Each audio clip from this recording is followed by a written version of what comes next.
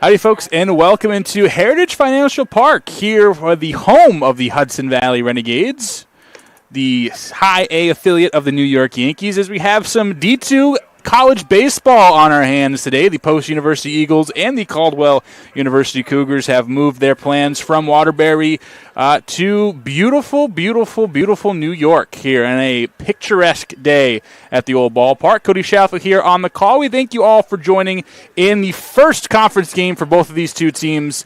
Gets underway here today. Both of them, as always, or as most teams do, fled south for the winter and came back up just as spring has sprung on a beautiful high 60s, low 70s day. Maybe a little bit of rain towards the end of game number 2, but I think we are going to have a real fun time today. Again, Cody Schaffel on the call. We thank you for joining us here a couple minutes past 12 o'clock. And let's, look at the starting lineups here for the Cougars. Leading off playing shortstop to be number 7, Christian Rinnick. Stephen Young Jr. bats second. Plays second. Jimmy Kurtz in right field bats third. Wears number 3. Justin Levine, the third baseman cleanup, wears 32. Alan Hernandez in left field bats fifth, wearing number 27. Enrique Beltra, the DH today, wears 14. Jimmy Turchi, the center fielder, bats 7th. Chris Bayo behind the dish, wears 25. And Ethan Arter, the first baseman, rounding things out. It's going to be Jacob Schrange on the mound for the Eagles. Is, again, the first New England pitch, or I guess technically not in New England anymore, but the first Northeast pitch of the season for the Eagles is here and will be taken for ball number 1. Check on some numbers for Schrange as we get going here. Jacob, a freshman, as this one fisted off, foul. His 4th start of the season is 2-0 in 13 innings pitched. 18 strikeouts, 9 walks, a .213 batting average against, and a .554 ERA through his first season with the Eagles. Next pitch is away for Rinnick. 2-1 your count.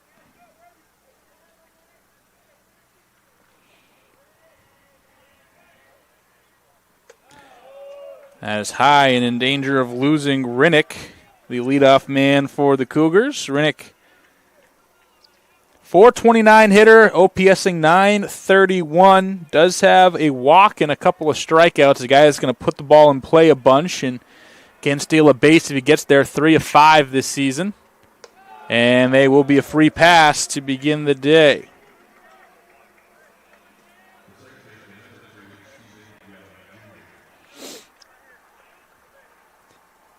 In the outfield, defensively for the Eagles, from left to right, Gil Dolan in left field, Joey Cohen in center field, and Jaron Foster, the big slugger, in right field. Around the horn, it is Hunter Keller at third, Evan Cornwell, the graduate, at short, second baseman by Renee Vega, and first base will be Andrew Hartman with Manny Contreras catching, and the first out is recorded all the way out to Foster in right field.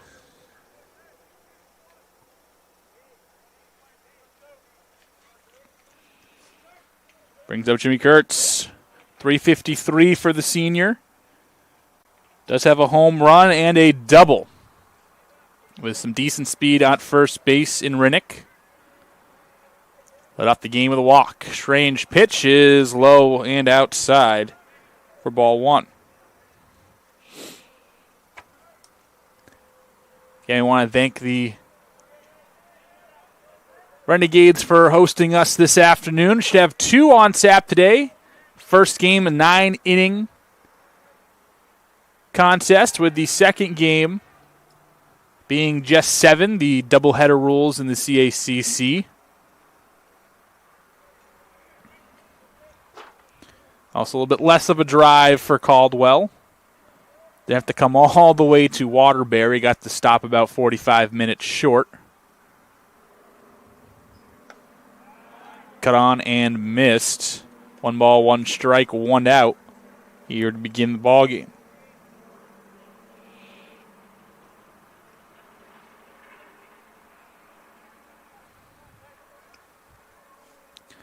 Also, the pitch clock sits at 20 seconds. We can see from center field, help speed the game up. Pitch clock, one of those rules that I thought really, really helped the game of baseball. That's going to be a swiped bag for Rinnick, his 4th of the short season. Contreras behind the dish. Didn't get too much on that throw. Also came to the third base side of the bag. One of those rule changes a couple years ago, it made the bags a little bit bigger, at least in Major League Baseball. Bags a little bit bigger, pitch clock, the disengagement rules. I think it's helped so much as a guy that will sit and watch 200-plus baseball games a year. It is a nice touch, being able to go to bed at a reasonable hour instead of being up till 11:30 every night because the games take 3.5, 4 hours. So I think one of those changes that really, really, really gets the game going. You're not really cutting out any action. It's all fluff that you're missing from the game. Maybe some sportsmanship or some gamesmanship that you lose from it is another free pass, the second of the day by Schrange. But overall, I think it's a great experience. And if you're on the fence about getting into baseball, I think, hey, it's a big undertaking. It's slow. It's boring. I think it's a lot easier to manage now with some more rules in place. Justin Levine steps in, the third baseman, wearing 32 this afternoon. The freshman from Staten Island, New York. Clean 400 in his first 5 games, or his first handful of games here in college. Called strike 1.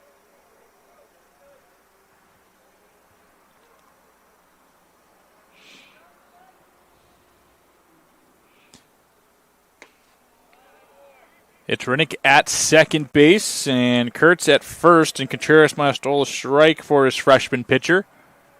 He was trying to work through some traffic. A ground ball would be beautiful, just one gone so far in the inning.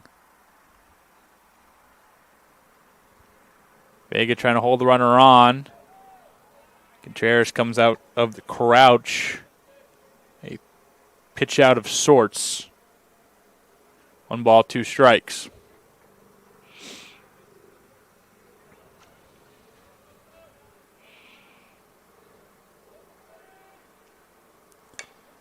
Chopper, this won't have enough to make it 2. The throw to first, not in time, so they won't even get 1. Keller charging in, just a slow tapper up the third base line. Again, definitely wasn't going to be enough for 2 and not enough on it to even get the 1, so it's going to go down as an infield single, and they are loaded up for Alan Hernandez.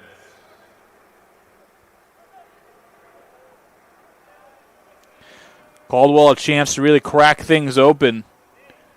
Just 1-4 coming into play today. Haven't really had much success. They went down south, got a couple games canceled. Post went on 3 separate trips down south. Went to Florida twice and then Myrtle Beach in between. Breaking pitch in there for a strike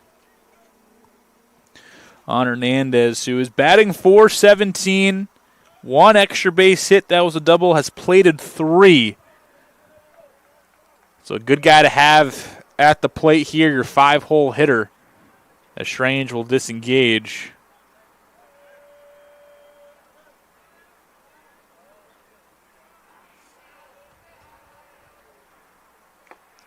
Cut on and missed. Maybe got a little bit of it into the mitt. No balls, 2 strikes. A strikeout would be glorious. A ground ball a little bit better placed than the one he just got would be helpful.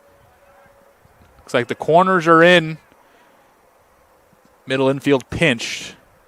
Outfield not too terribly deep, not too terribly shallow either. Can't get him to bite on the slider. A great pitch in that situation, and obviously Contreras has to have faith in his blocking ability just to make sure that one doesn't get by him and score a run.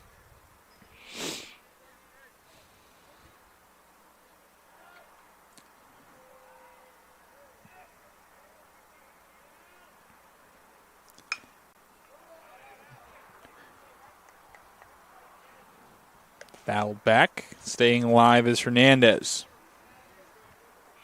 Post 6-10. They've already played 16 games last time out. A win against Lynn. It was a grand slam by Evan Erglovich. Helped them win that one over the Fighting Knights, I believe. Fouled straight back off the top of the helmet of Contreras. 26-25 last year and lost to Felician in the first round after losing 9 in a row to end the year. Not the best of ways to end the season after winning the CACC's the season prior to that.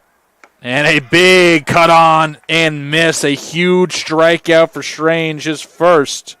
And that is imperative, as that now sets up the out to get him out of the inning, and they can all play regular depth for Enrique Beltra.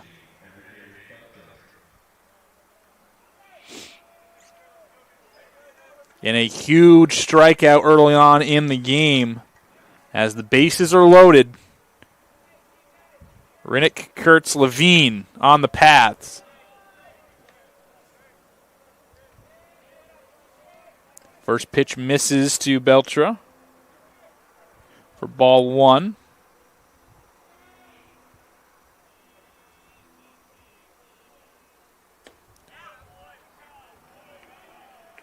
Takes it for a strike, hitting .500, which is pretty good from what I understand.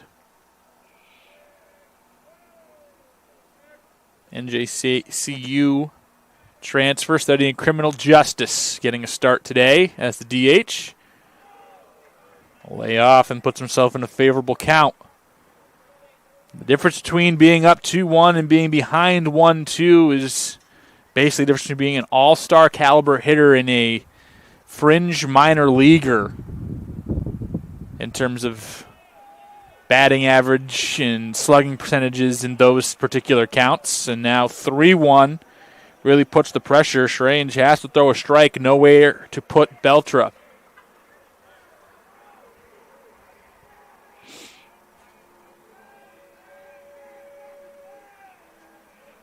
.16 on the pitch clock. You see in the bottom left corner or the middle of the screen.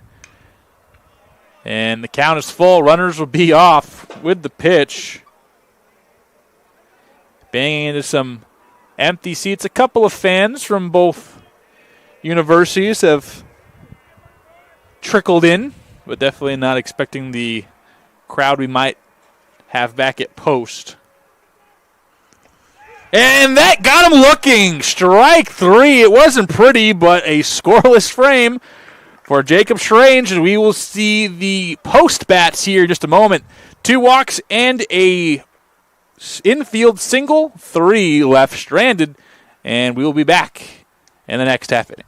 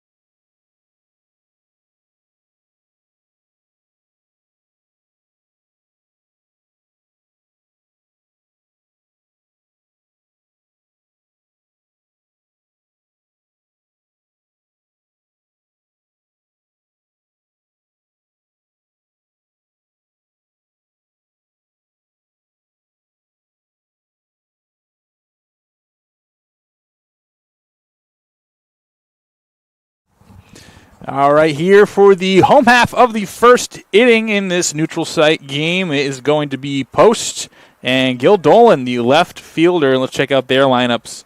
Their lineup for today.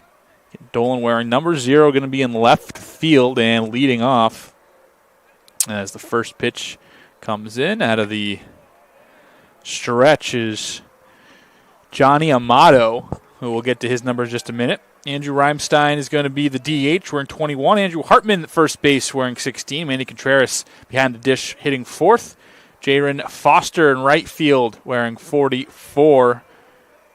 Evan Cornwell, the graduate, short, bats 6. Hunter Keller, the third baseman, bats 7th.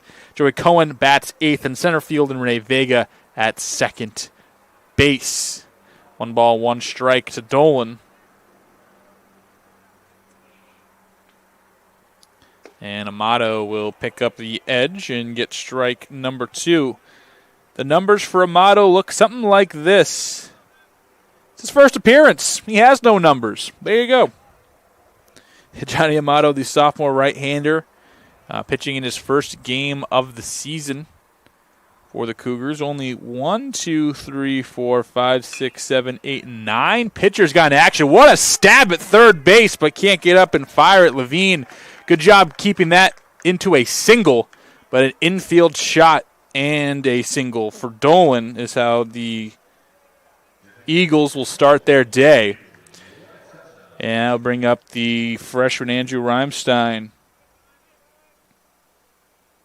385, already has a conference rookie of the week under his belt. Also 7 walks, so has been patient at the plate, really working the zone.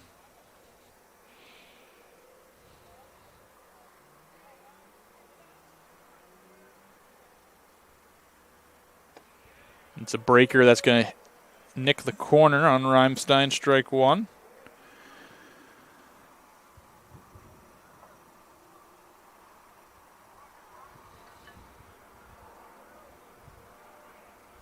Amato, a sophomore business major from Russell Park, New Jersey. First appearance as a member this season. Last year, pitched in 17 games, 6 starts, 2-2 record, a 6.22 ERA, 44 walks to 28 strikeouts, batted written 258 against him. Did give just 11 extra base hits, a home run, and 10 doubles as they check over at Dolan. Nothing doing, 0-2 count here for the freshman Reimstein. So decent numbers as a freshman for Amato at least. So a silver lining there. Matt will dive low. Good pitch. Doesn't do much damage if he gets to it. And actually a hindrance if he is able to get to it. 1-2 the count.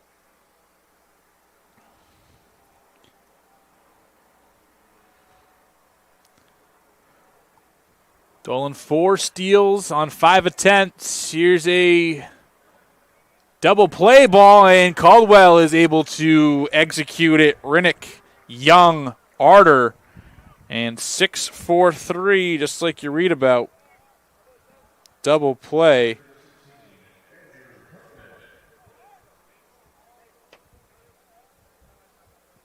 It's a great ground ball for Amato, and great job by Caldwell to get themselves 2 quick ones. And now no one on base for Hartman, who has already 6 doubles, a triple, 13 RBI. And Post has played over 10 more games than Caldwell has. 6-10 coming into play today.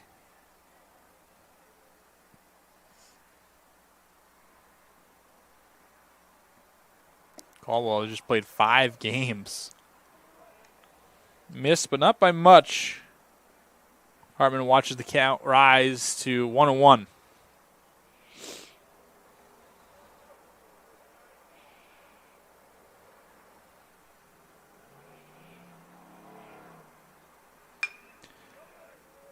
In the infield, Diving stop by the first baseman, Arter, and flipped over to the pitcher. A quick inning. He started with a single and then a double play and a ground ball to get through. Facing the minimum is Amato, and we will see you for the second.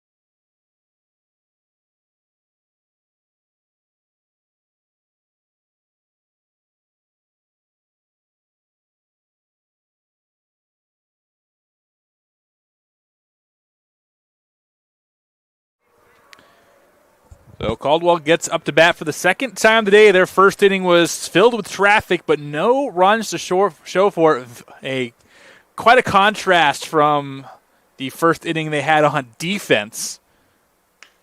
And first pitch swinging is Turchi, and he's going to find the outfield grass to right through the hole there, and an opposite field single for Turchi to start his second inning. First pitch swinging, like we mentioned. Pretty efficient inning for Amato for Caldwell. Did give up a leadoff single, but again quickly got a double play and then a ground out to face the minimum. That is Jimmy Turchi, who is hitting just 200 coming into play today, the C.C. Morris transfer. Yet to attempt a steal. This is Chris Baio.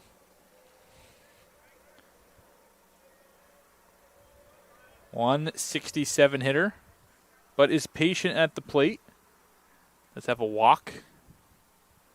A decent on base. Flared into right field. Long run for Foster, and it's not going to fall fair. Will fall just right of the right field foul line, and no one can track it down. 1-1.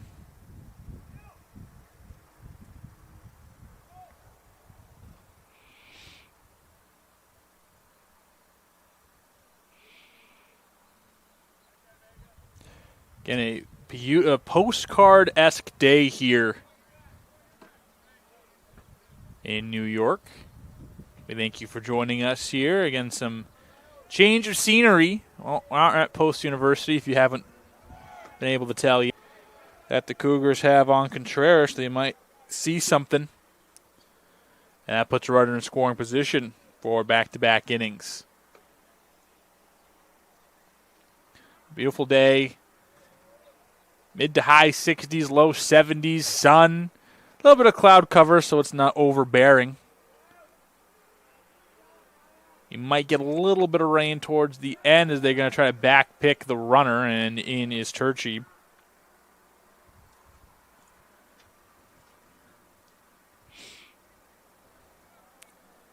But yeah, beautiful, beautiful, beautiful day. A little bit of wind to cool you down, but nothing that's making it cold. perfect baseball weather, especially here in early March in New England. We are in the middle of fall spring, as they say. We're going to get temperatures back in around the 30s, 40s next week and beyond a little bit before it actually Mother Nature decides to wake up for real this time. She's just up to get a drink of water before she goes back to bed for the last 2 hours. Third walk for Strange. And Arter is in. Looking for the first hit. Does have 4 walks. So a .364 on base percentage. That's the only thing that is tough, is also serves as his OPS. But we'll get the job done. And move the runners up.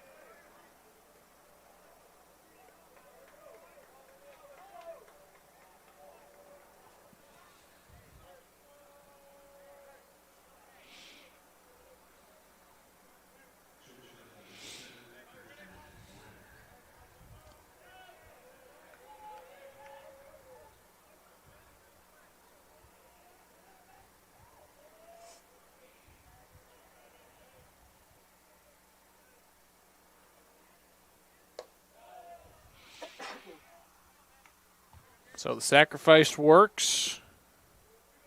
Moves runners up for Riddick and the boys to try to drive in the first run of the ball game. 2 ducks on the pond. And a big hack from Riddick. Comes straight back, 1-1 count.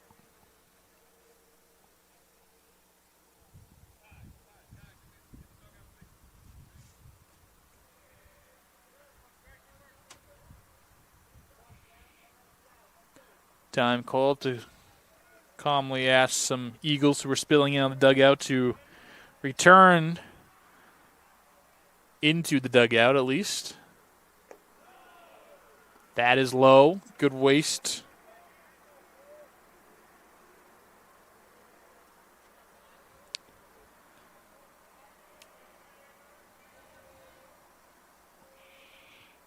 Wernick trying to do some damage here. Trying to drive in runs 5 and 6. Up the middle. This will get in 1 at least. Cornwell over to first base and an RBI ground out. Put Caldwell up for the first time today.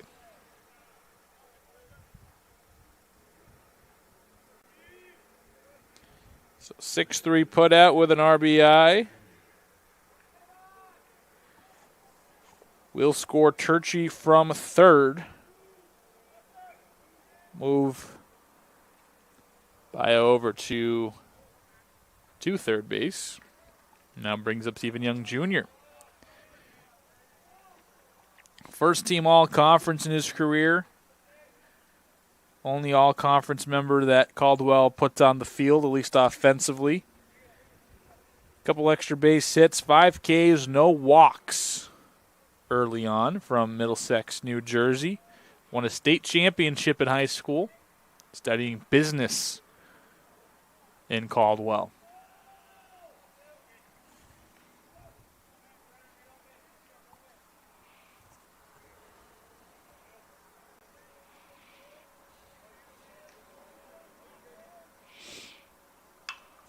And this will be Cornwell into left field. Another run driven in for Caldwell and make it 2-0 early on here in the second good piece of hitting from Stephen Young Jr.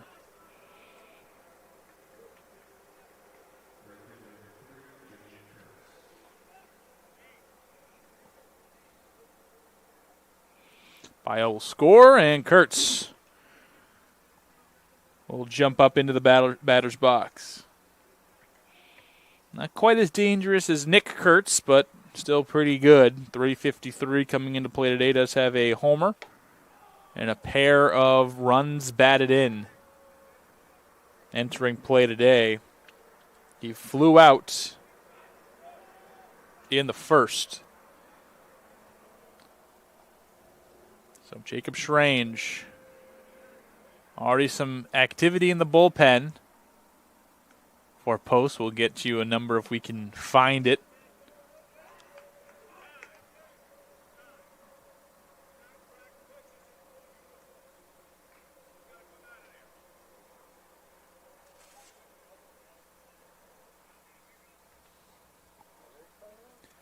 So they're asking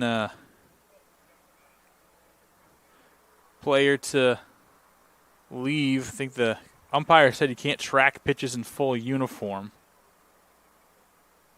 And there were a couple of, there's obviously, as all teams do, they have usually a player track pitches behind the plate and write down, keep pitch counts, keep locations, all that. And I guess the rule is can't in full uniform. So you have 2 players down there, 1 for each squad with a pullover on. He had 1 player who had just no pullover, just a full jersey. So I think that's the discrepancy here. The player, I think it was number 17, Jack Edner, who was sitting down there with a teammate who got bounced. Now both umpires just talking to the coaches, explaining, like, hey. So Edner will come back out with a hoodie.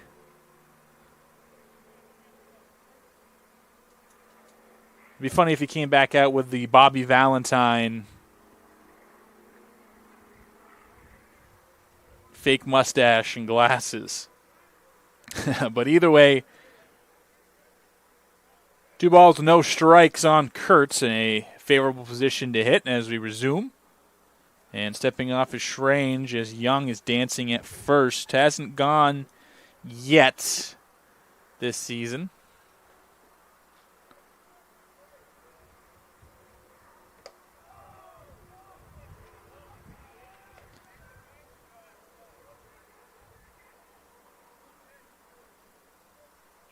Edner will return to tracking pitches just with a T-shirt on, no jersey.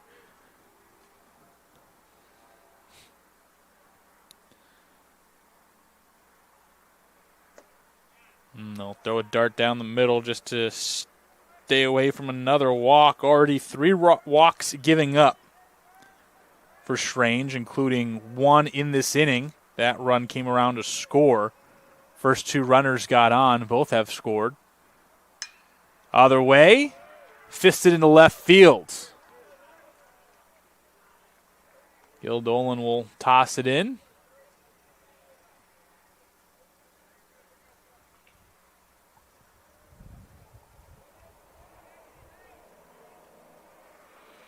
So you got 2 more on.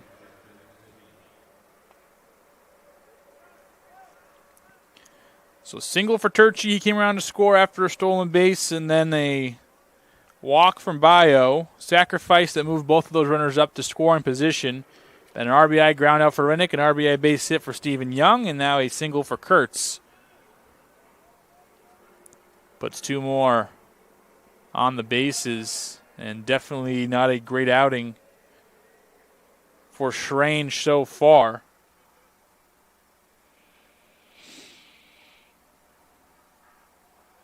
At 11 runs, 8 earned runs coming into play today, has given up 2 earned already as we try to get out of this second inning.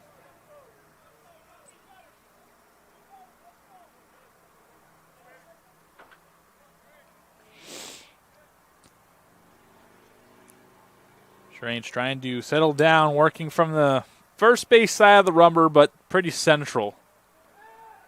And they will check over to first. And Bach is given.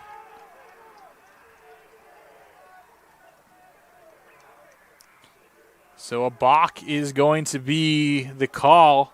Both runners will advance, and I think that's going to be it. So Schrange's day is done. The new pitcher will inherit Levine on a 1-0 count. We'll be back in a moment to let you know who's in, and we'll be back in a second.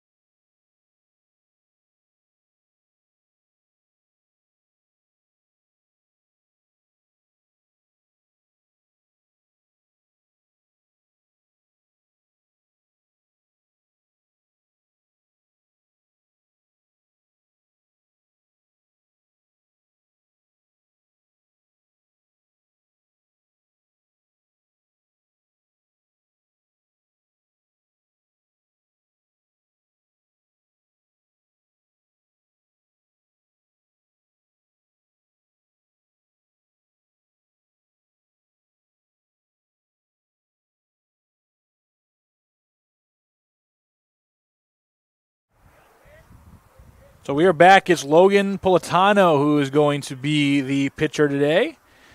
Coming out of the bullpen first. Both runners still in possession of Strange.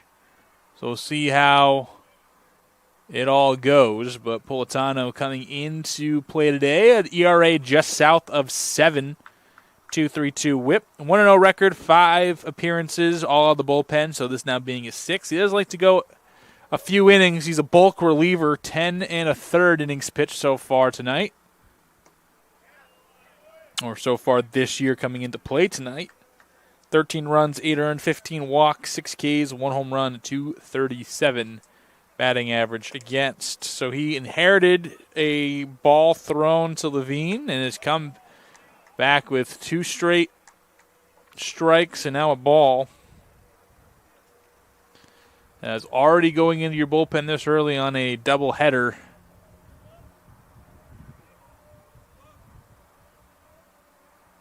Not ideal. This one roped into the lane, and that's going to get down right into the gap in left center. 2 more will come around the score. Both of those runs will hit Strange, and that officially closes the book on his day.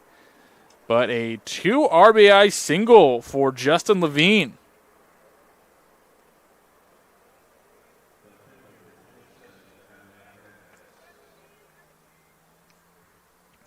So Kurtz and Young will come in and score. And getting murky early for Post. They've already got 5 hits, 4 runs, all in this, or at least all the runs in this inning. But so far it was single, stolen base, walk, sacrifice, ground out that produced a run, and then single, single, single. And 3 runs have scored over the course of those 3 hits.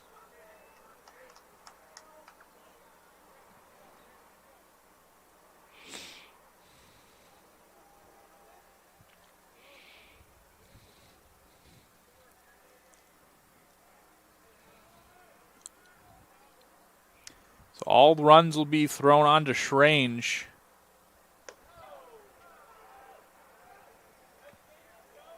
Politano struggling to find the zone after throwing the first 2 pitches of his day for strikes. Giving up 4 balls and a rope into left center.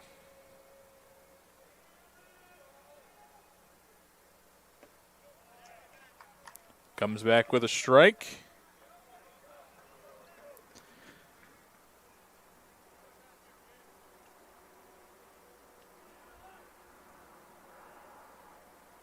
Levine at first is yet to take off for second base this season. High fly ball, right field, very playable, coming in as Foster, and that will finally end the inning. So 4 come across to score for the Cougars. Another long half inning for Caldwell as Post into their bullpen already. Going to look to the offense to keep them in this.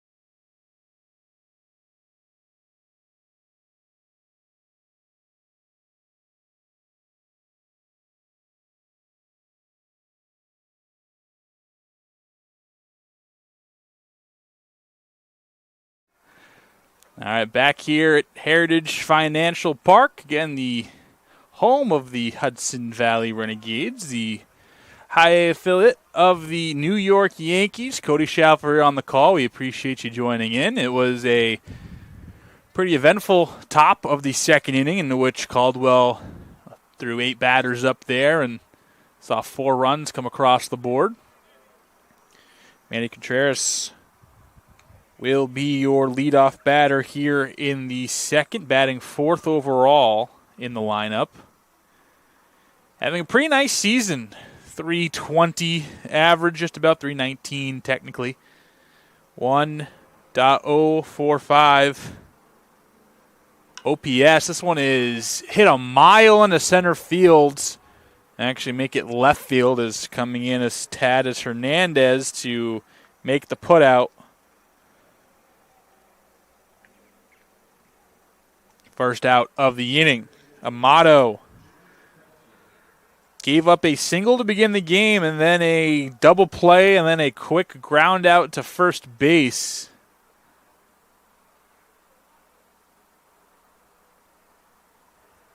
For his first inning, and then Contreras gets him to pop up. Here's Jaron Foster sitting at about every single inch of 6'5", 6'6". I mean, let's pull up the official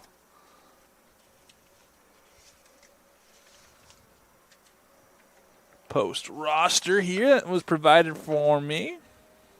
6'6", 220. From New York, went to Southeast Arkansas College. And this one's absolutely pulverized, but well foul.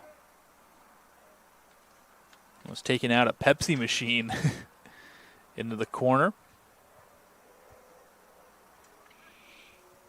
Foster, 333 average.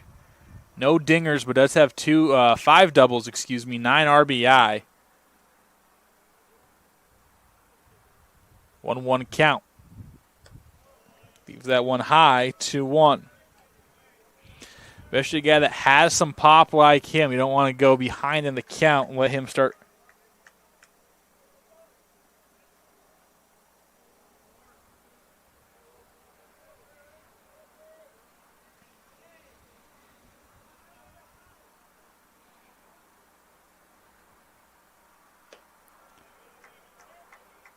That's low.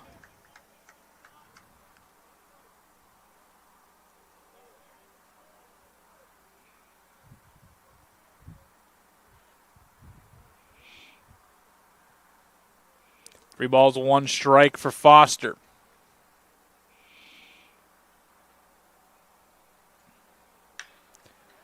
Jammed him inside. This one actually curving away. The wind, you see a little bit in the factor. We talked about the wind. That ball started straight on and then cut hard left and is going to be in the pocket of Hernandez, his second putout. Kind of also the reason why I said fly to center for Contreras. So it started going center and then really tailed off towards the end.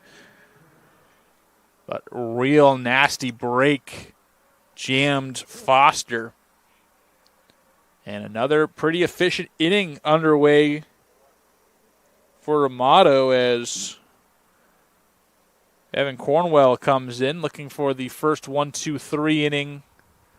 Traditional 1-2-3 inning of the game. Technically a 1-2-3 inning in the first, but a base runner followed by a double play. Cornwell missed a lot of last year with injury. He started his college career at D1 Delaware. Was second team all-conference a little bit ago. The lefty shortstop.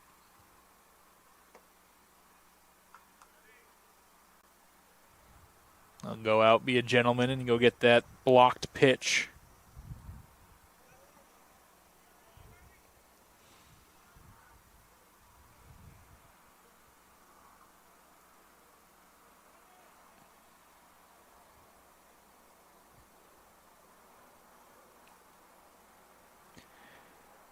To start his season, batting around 270. Just 1 extra base hit. It does have 11 RBI, which is near the top of the leaderboard for Post. Erglovich, who is not playing in Game 1, has 12. And Hartman, who is playing at first base, has 13. And Cornwell fouled it off himself. From 2-0 to 2-2 pretty quickly. 2 gone here in the home half of the second. Torch, 1 o'clock here at Heritage Financial Park. Again, another big shout out to the Renegades for letting us use the park today. And that's inside corner. Caught him looking. And another efficient inning, the first K of the day for Amato. And we will be back in 2.5 minutes.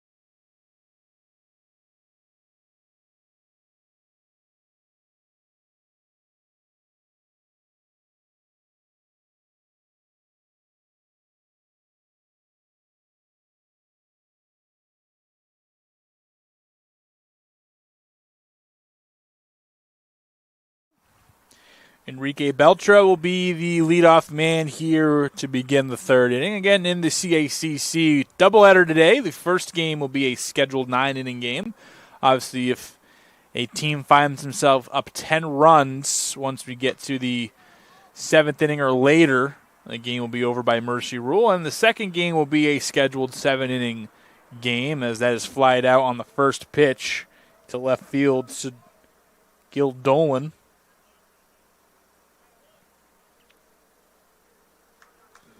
Every conference is a little bit differently. I've worked in conference where it's 2 9s. I've worked in conferences where it's 2 7s for doubleheaders. And so a 9 and a 7 kind of splitting the difference here in the CACC.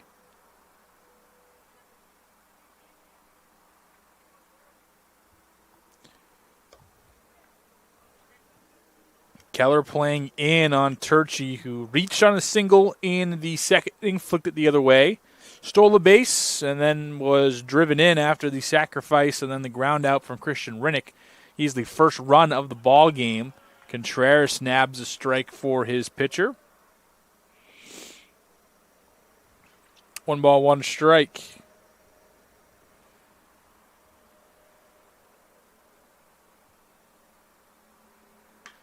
And the other way again. This time will fall into the gap. Do you think he has 2 on the brain? He will take the long turn, but retreat back to first. So a 2-hit day for your center fielders, a pretty good way to start conference play. 6th hit overall for Caldwell.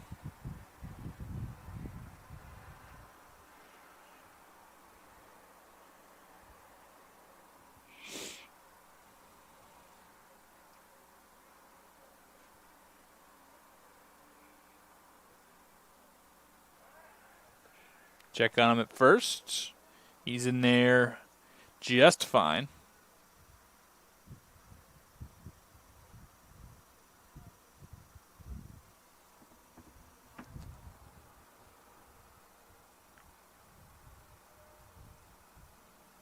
Inches off first base just a little bit more is Turchi. Already has a stolen base.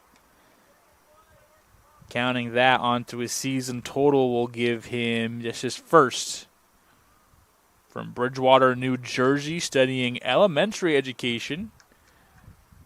You don't see that often as a major for males. As he's taking off, this is going to bleed and find some turf out there in short left field. Cornwell gave it all his effort but couldn't track it down in a bloop single for Bio.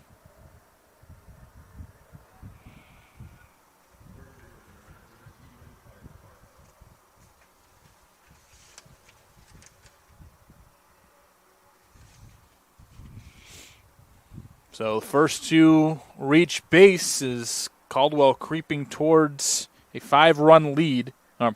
Second to reach, the first guy of the inning flew out. And then Ethan Arter, the first baseman, doesn't have a whole bunch of pop in his bat. Actually, still looking for his first hit.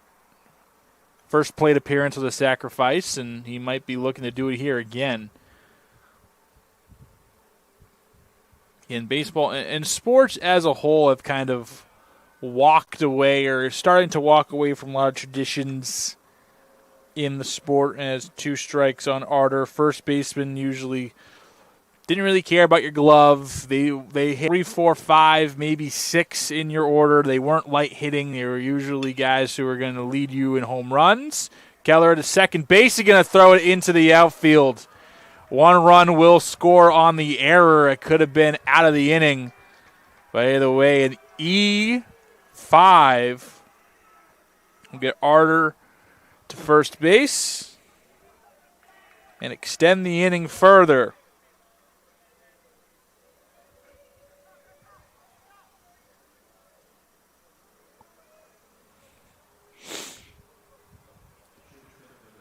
So first error of the day for either squad comes from Keller, who had the tailor-made double play right there. Hit at him pretty nicely, not too hard, not too soft. Had plenty of time and just missed the bag. Vega trying to cover and couldn't quite pick it. Got some leather on it, but just trickled out into shallow right center field. And they will concede the throw to second base. Let the runner take second. We'll see if that goes down as a stolen base or not. I think it should.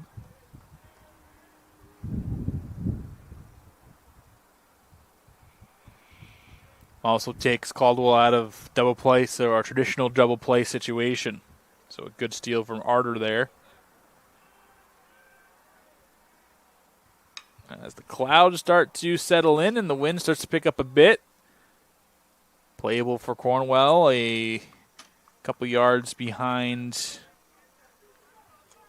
the second base bag. And a P6 for the second out of the inning. And doesn't look like anyone warming up in the bullpen. You got a catcher out there, and I think he is sitting by himself. Should have brought some reading material. Pop-up gives us our second out of the inning. Stephen Young Jr. already driven in a run. And scored himself in the second.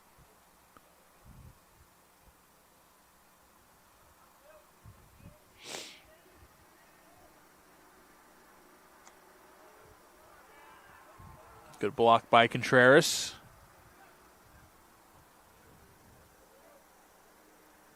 It's Bio on third and Arter on second. Trying to drive them both in and make this a 7-run game. Here's Stephen Young Jr. In the dirt again on Pulatano.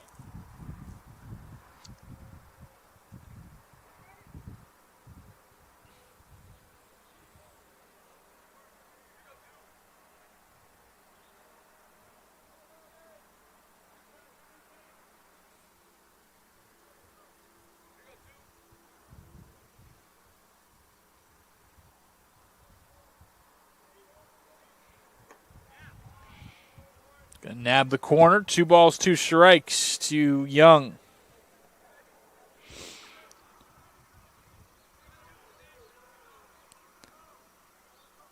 Two RBI coming into play today as another one for 3 on his Young season. Again, just the 6th game Caldwell's been a part of post 17 under the belt, and you would probably have switched that if you didn't know that coming into play today. Caldwell's work looks sharp, especially pitching-wise. It's Johnny Amato who's really just been mowing people down and has faced the minimum through 2 innings. And they got the corner and a strikeout looking to end the frame. So one more for Caldwell off the error from Keller. We will see you in the bottom of the 3rd. 5-zip. Cougars in front.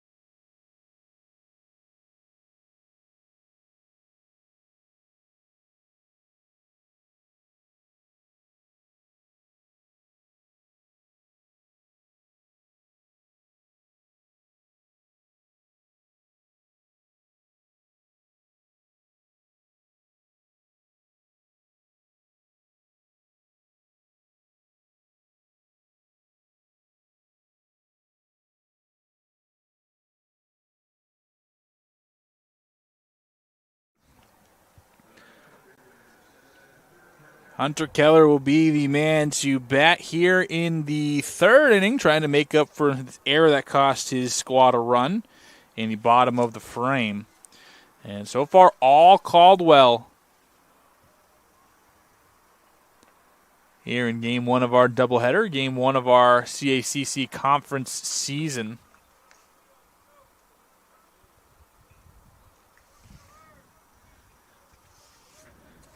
They take on Post University.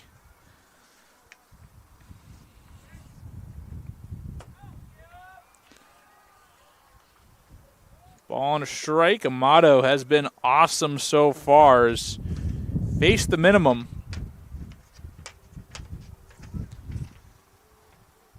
Just one scorcher to 3rd base that was knocked down. A terrific play. Just couldn't get up and make the throw. Was the only base runner that's got in.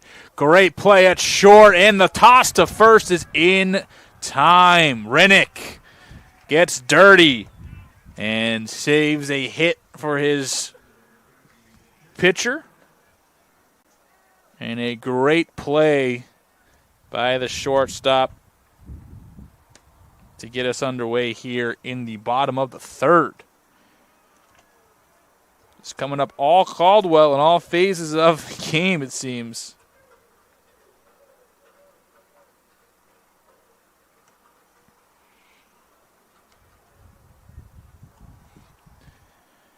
Joey Cohen, the center fielder.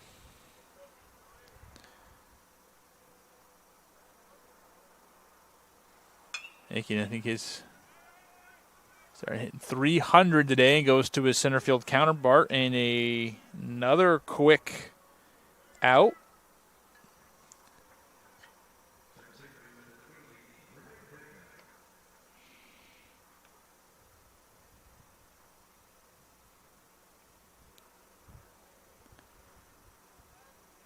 Amato doing all this and just 29 pitches so far. Strange. His day was done. 1 2/3, 46 pitches on his day. 4 hits, 4 runs, 4 earned, 3 walks, 2 strikeouts.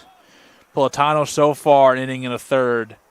3 hits, a run, and a strikeout.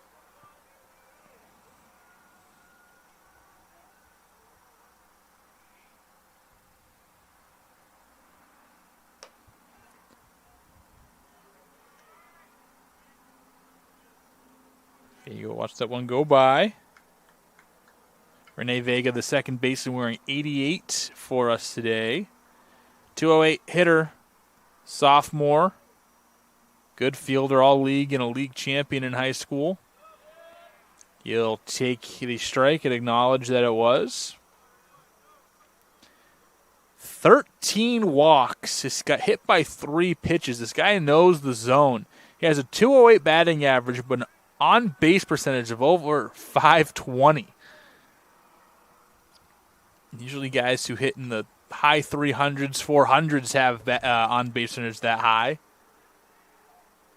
He just grinds out at-bats, and that's exactly what Post needs right now. A lot of these plate appearances have been pretty quick.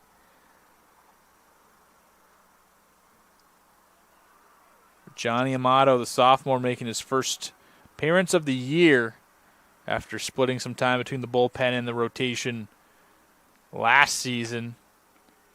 Fires one outside, 2-2.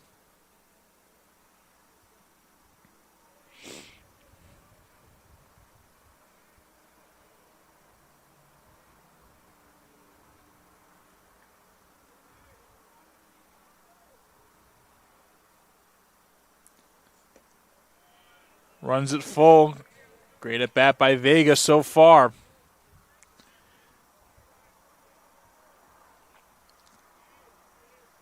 Both had 3 separate trips down south. Started off an 0-3 stint against the number 1 defending NCAA champions, University of Tampa. That was from the 13th of February to the 15th as a free pass given up, the first walk assessed, and the first base runner since the first batter of the day. This man right here, Gil Dolan, to begin the afternoon. Went 5-4 during their Myrtle Beach trip, and then 1-3 on their spring break trip in Florida. 8 times have given up 8 runs or more, and 38 of their 108 that they've produced so far this year came in just 2 games to 219 run outings, one against Uville, one against Cedarville. And we'll have to put a pin in it there as a ground out to first is going to end the inning. A walk, but that's all that Post can muster, still looking for their first run of the game.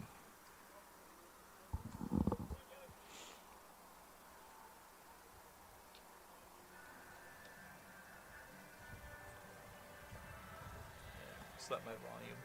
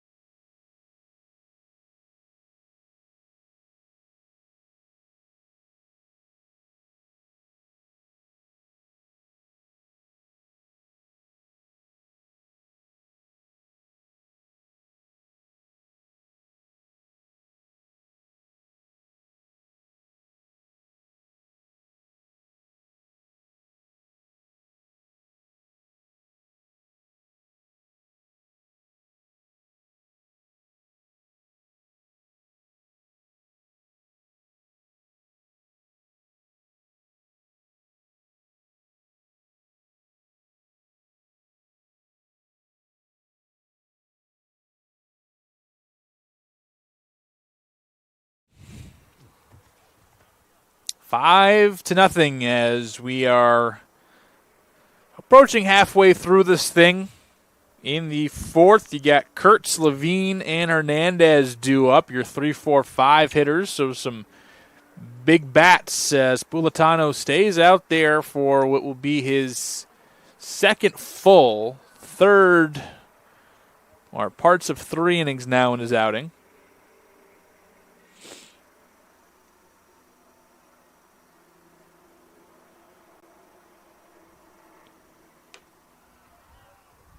The marketing major from Beekman, New York,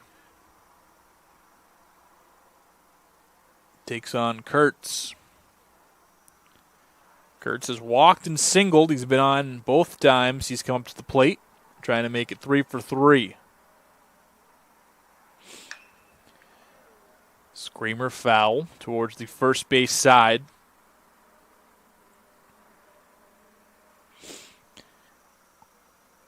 You know, it's always my favorite time of the year here as we take the turn in March and head towards the end of the month in April. And again, no surprise, I'm a big baseball guy, hence why I drove 2 hours to be here today. But this year, the World Baseball Classic going on. Is Keller, is he running out of room? He has just enough. Slaps the door for good measure, and a first out quickly comes from a pop-up into foul territory. World Baseball Classic going on, which for those who don't know, it's kind of the equivalent of the World Cup, but for baseball, and playing all around the world. 2 locations in the United States, 1 in Puerto Rico, 1 in Japan. Pool play is ending here shortly, and we're getting to the real nitty-gritty. The U.S., obviously the big favorites, but they might actually be left out of the rest of the tournament. They might not make it out of group play, which would be an insane upset. Obviously, you have Japan, who's doing their thing. Dominican and Venezuela are 2 teams that are favored as well. Team Mexico is awesome. Team Italy, who beat the U.S. last night after manager Mark DeRosa thought that the U.S. had already clinched their entrance in the next round. They did not, and they lost that game to Italy, and now basically if Italy wins, they'll be in as they beat Keller to the left side. It's Levine who picks up his 3rd base knock of the day.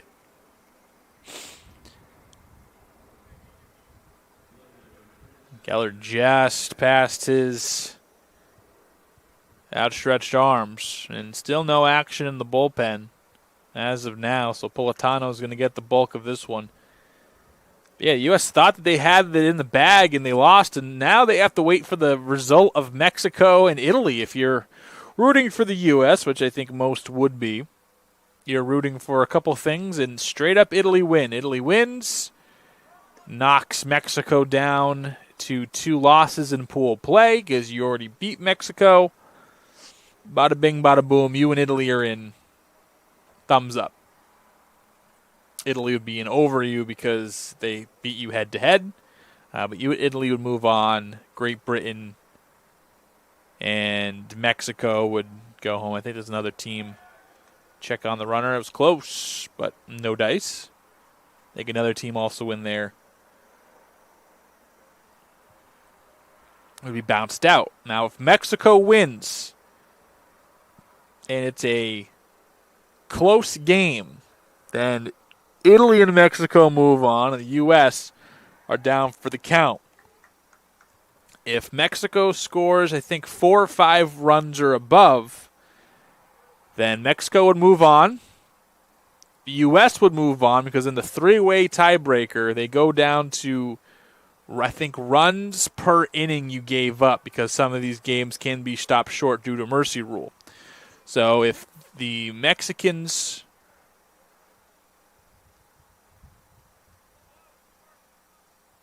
throw up 4 or more runs, as a 1-1 count on Hernandez, as they didn't change the scoreboard. Mexicans score 4 or more runs and beat Italy. Then it is the U.S. who moves on. and Team Italy left in the dust. So a couple of things to settle up. I think Venezuela and Dominican Republic have jumped into the next round, just depending on, I think they play tonight, who is the 1 seed or 2 seed from the pool determines who they'll play. Japan and South Korea have advanced from one of the pools. It's 2 balls, 1 strike.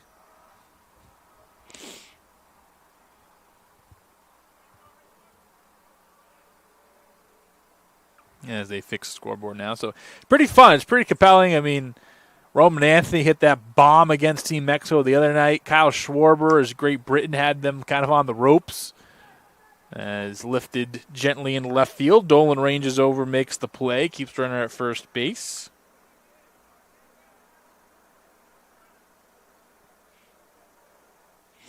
You've had some fun moments. You've had a few walk-offs. Netherlands had a walk-off. The Dominican Republic had a walk-off, mercy rule walk-off. Juan Soto did that.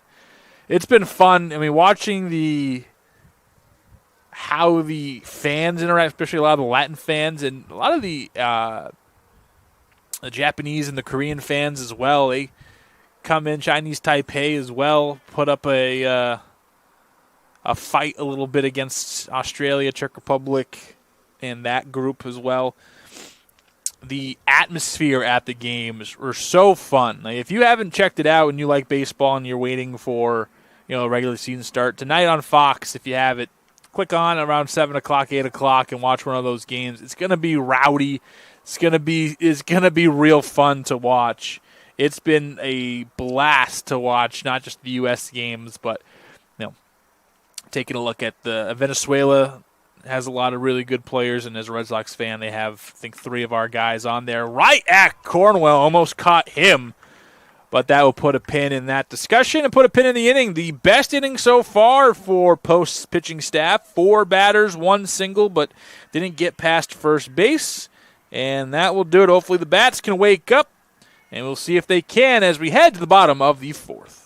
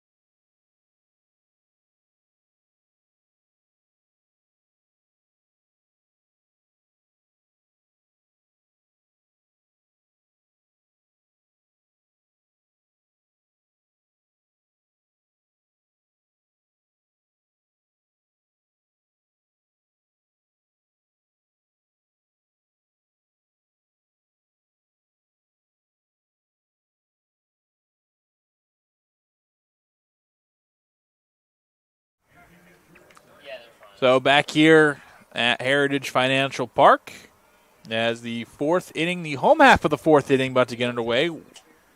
One walk and 1 hit so far for the Post offense as they start their 2nd time through. And they'll get a hit here as Reimstein going to jump on the first pitch he sees and knock it into left field. And we will call that a base hit. Bring up Andrew Hartman. Grounded out to end the first inning to his first base counterpart.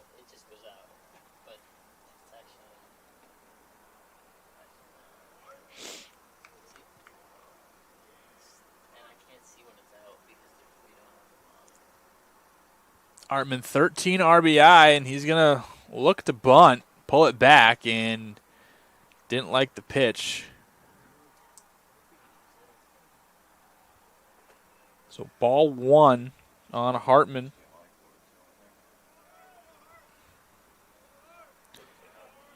Started his career at Gordon. Missed a lot of last season with an injury. Sets up an eye. I actually think I got a little bit of Hartman doing games for Endicott College, those two teams just about a 10-minute drive away. So I think I've seen Andrew Hartman early in his career, and now full circle moment here on his last season as a graduate. And he'll wear that one. Hartman's already been hit by 2 pitches this year.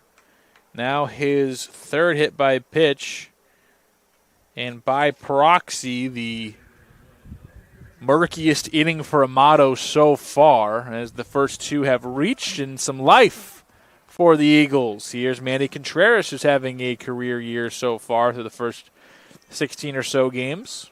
He's been hit 5 times, so he is even more susceptible to wearing one. Both corners are super in, as Contreras not looking to bunt. Take strike 1.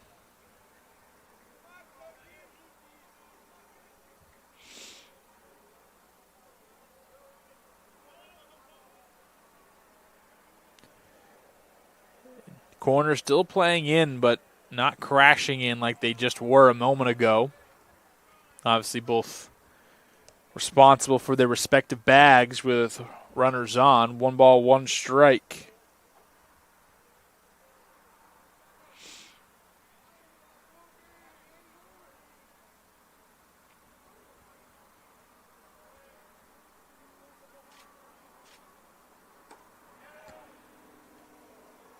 Gets the edge. Foster on deck. Cornwell in the hole.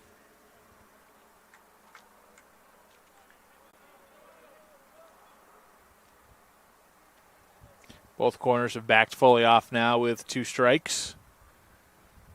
And Contreras not looking like he is going to be bunting. Wild pitch gets away and moves the runners up.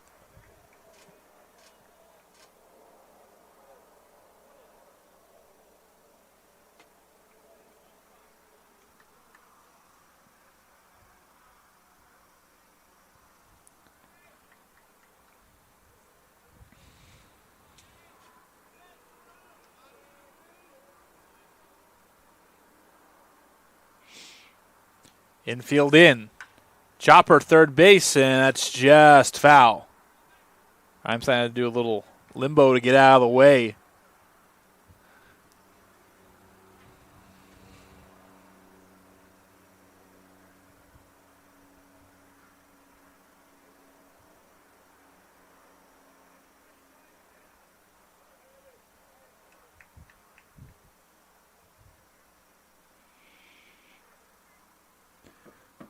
Eagles offense threatening with 2 on. Both in scoring position, no out. And your 4-5-6 set to bat. Infield in for the Cougars. So they hold on to a 5-run lead, and Contreras, a half-measure swing, just gets a piece. Staying alive, ha ha, staying alive.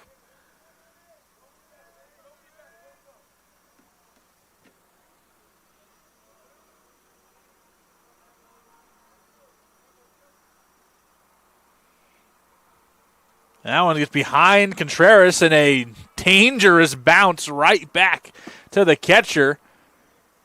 And that will halt the runners there, but full count.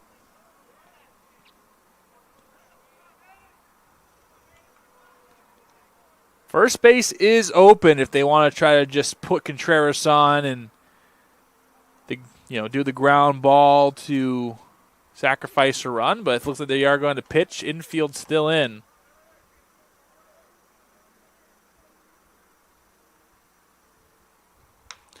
Chopper to third. This one will stay fair. Did they apply the tag? I don't think so, but either way, the run does not score. Could have been disastrous as Levine does not get the out at first and did not get the out at third. He made the scoop, went to tag the base, then tossed over to first. Contreras is there. I would assume a single on the play. I don't think they're going to give an error. And they're saying single, so that's what we're going to go with. The umpires are going to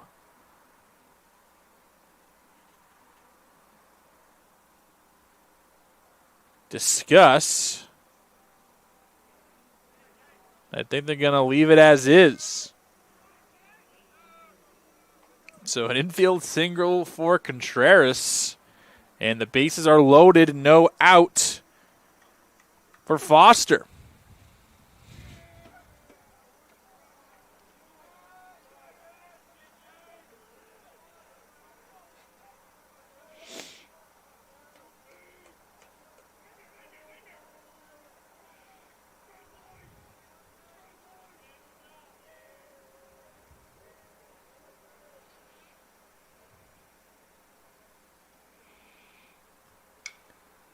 Big hack and skied to left field and foul.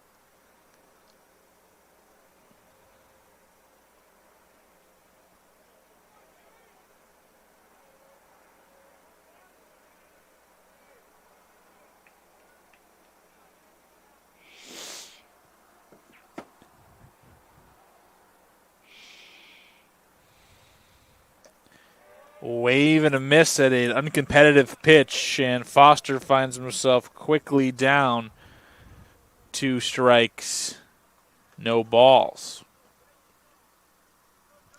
Foster hitting .333, 9 RBI, did fly out to left field on that strange pop-up that just kept curving and curving and curving.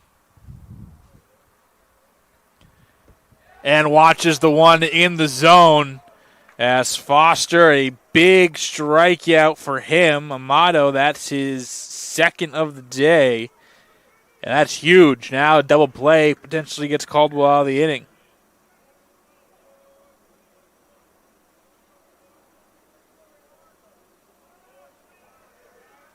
Brings up Cornwell, who he struck out looking his first time up. Amato trying to work around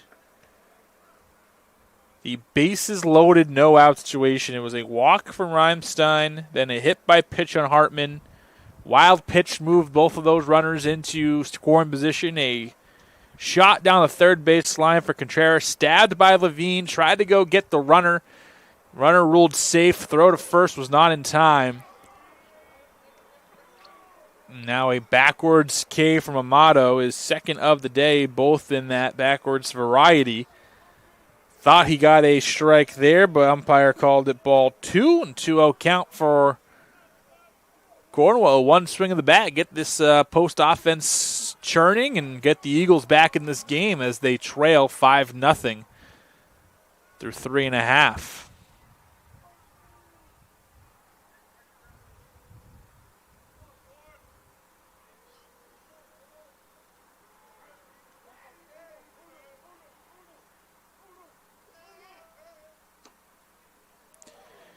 Cornwell thought he had an RBI on the walk, and he will instead see strike 1. I think the first one Amato thought was a strike should have been a strike, and that one should have been the ball. But either way, I guess it comes out in the wash. 3 balls, 1 strike, 1 out for the graduate shortstop. And he will take one at the knees according to Blue, and strike number 2. Cornwell take the bat off his shoulders.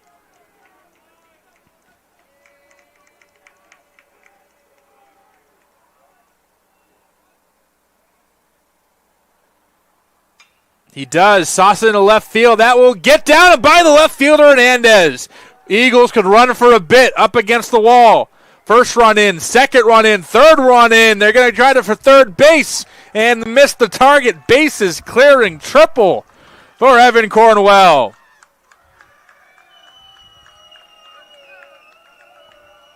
Three runs on one string. It's Reimstein, Hartman, Contreras all plating. As again, the graduate shortstop gets it done.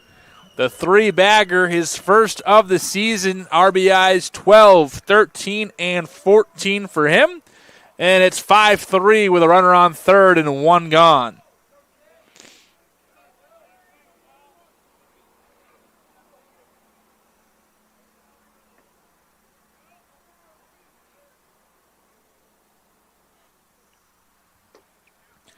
Motto looking human for the first time today here in the fourth.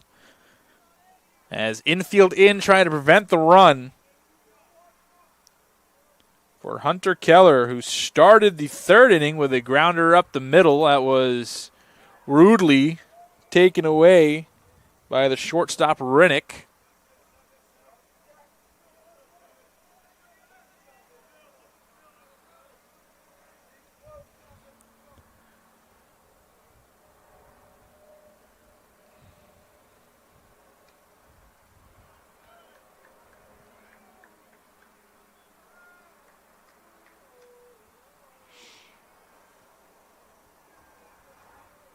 Good take from Keller there.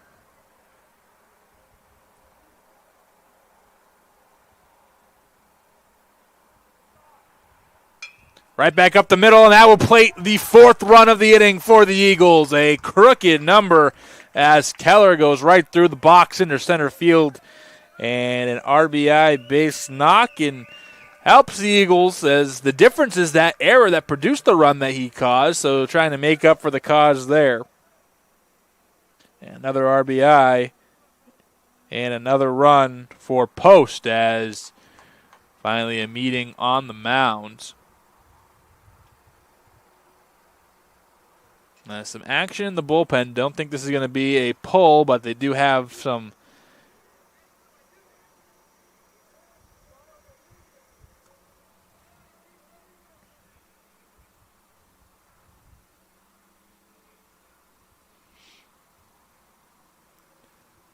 looks like they do have some players going out there, but they will talk it over at the mound. This inning so far, single, hit by pitch, a wild pitch, and then a single to load the bases. A strikeout looking, triple clears the bases, single gets Cornwell home. And just like that, 4 runs for Post, and still some time to add on, as they looked very dead in the first 3 innings of the ball game. Finally put up a scoreless fourth, and then put up for themselves in the bottom of the frame. And again, potential to keep on going. So Joey Cohen, who flied out earlier, SUNY Westchester Community College transfer, also played hockey in high school. He hits 300, 741 OPS coming into play today. Still looking for his first home run. It's 325 to the corners here at Heritage Financial Park in 400 straight center field. Very uniform park, no nooks and crannies to speak of. A decent wall and a little bit extra in left field. Just a little bump beyond the stationary, but a pretty cookie-cutter ballpark. At least the dimensions on field go.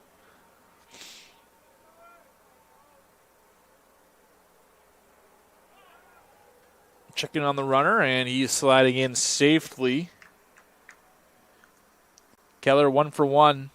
He also missed a good amount of time last year with an injury. So a couple of big pieces for this Post team. Not really on the field last year, or at least during the important stretches last year. The runner gets moved over.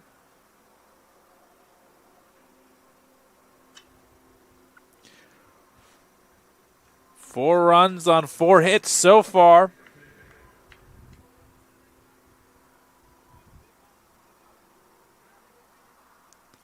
In this inning alone.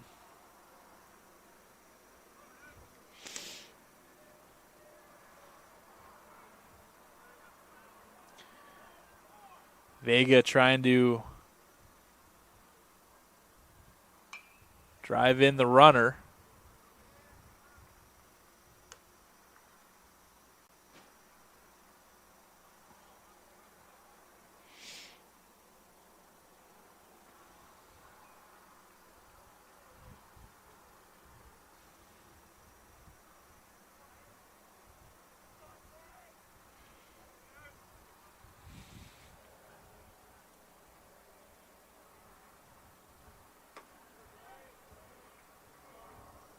Outside, Vega lays off. Again, a very, very, very tough at bat. End up drawing a walk for the first base runner of the game since Gil Dolan got on to begin the game. To the right side, and finally Caldwell put an end to this inning, but Post finally answers back as they throw up 4 runs in this inning, 4 hits to go along with it. And just like that, we're within one here, Heritage Financial Park.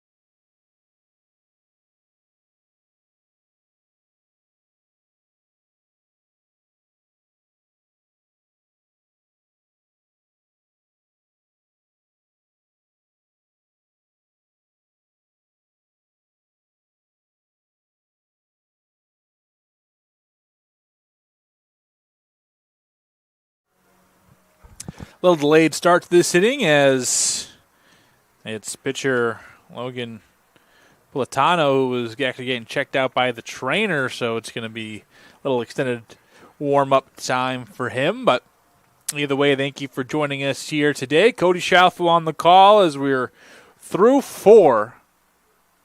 4 runs for Caldwell in the second, 1 in the third, and then Post finally answers back with a 4 spot here in the bottom of the 4th inning.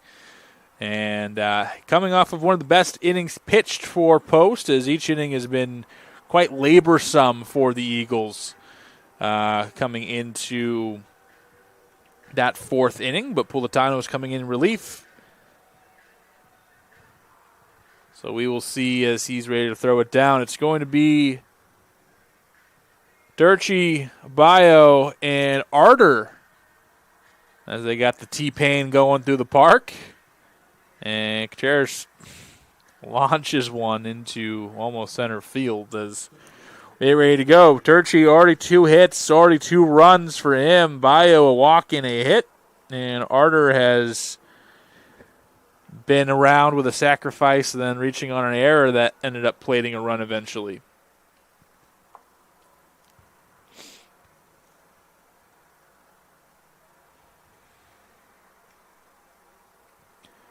First pitch, low for a ball.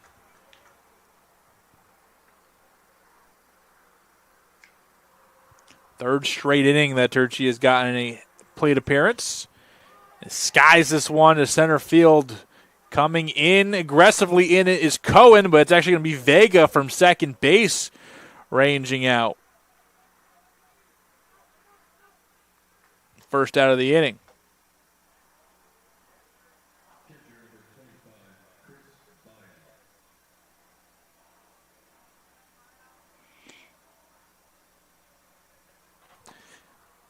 Balls have been dying. The wind hasn't been too aggressive today, but it's definitely been swirling probably a little bit more than I can feel. Trees don't really have leaves on them yet, so it's hard to kind of tell how bad the wind's blowing. We do have a flagpole in right field with the American flag on it, so it's been giving us some help. It's been more breezy than anything with some higher gusts here or there. But it's been pushing the ball down. It's coming in from right.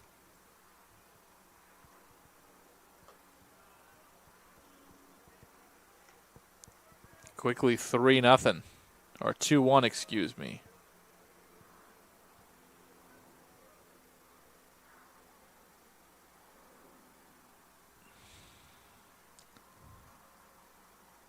Pitch right back up the middle and a single for Bio, his second hit of the day. And now put a runner on.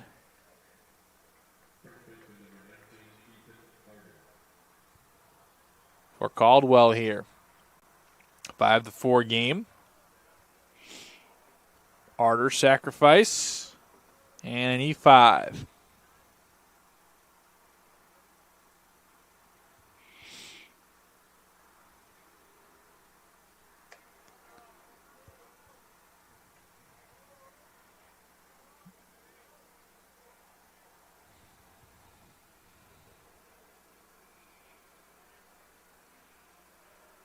Arter still looking for his first hit of the year.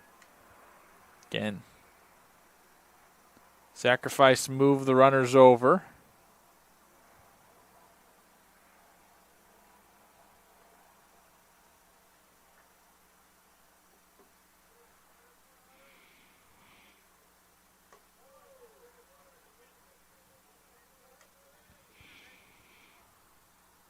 And the E5 to get on base, but still looking for that first true blue hit. As it's 2-0.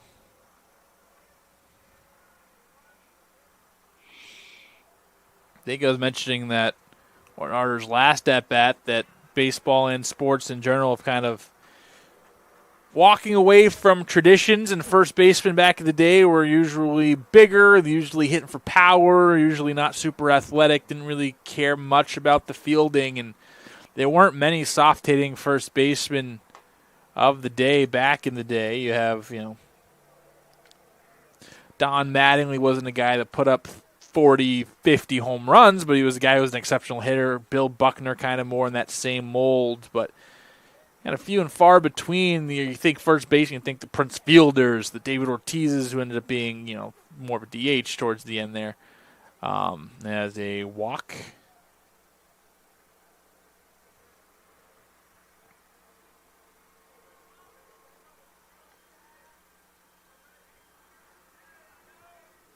Get Arter on for the second time today. But now it's more like, okay, what are the skills we need? We need a power hitter from both sides of the plate usually. You need some guy to draw walks, get on base, guy that has speed. You have all those same skills that you saw in the past, but it's more of how are you utilizing them. Now you have, for the Rangers, Corey Seager, shortstop, who does first baseman type things with the bat. So that can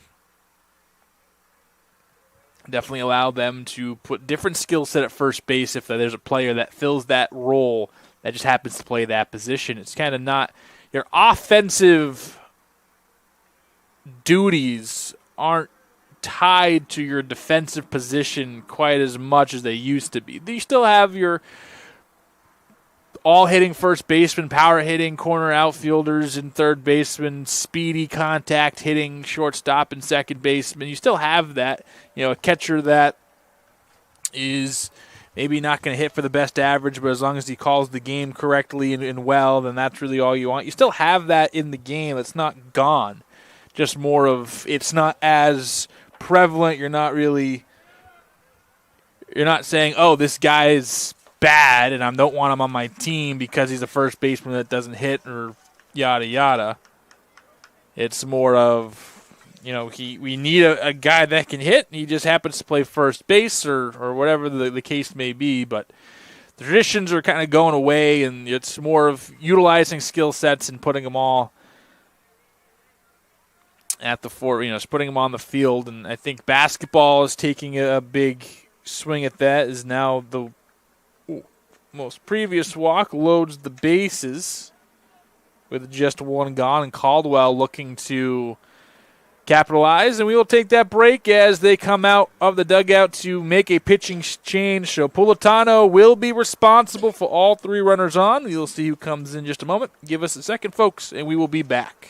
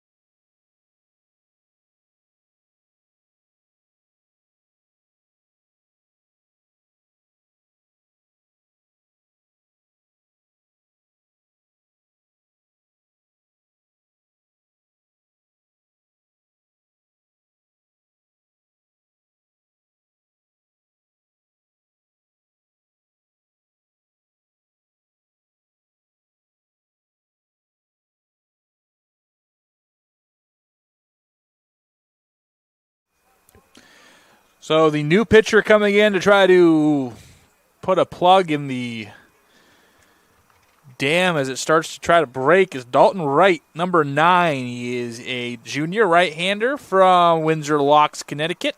So far this year, just one inning. Struck out a batter, given up a couple of hits, but has not allowed a run, so zeros in a lot of spots you want zeros to be in a high-leverage spot. He comes in to, again, try to throw that Band-Aid over the dam before it busts, and Caldwell takes another big lead. They're up 5-0 before a 4-run frame for the Post offense just a moment ago.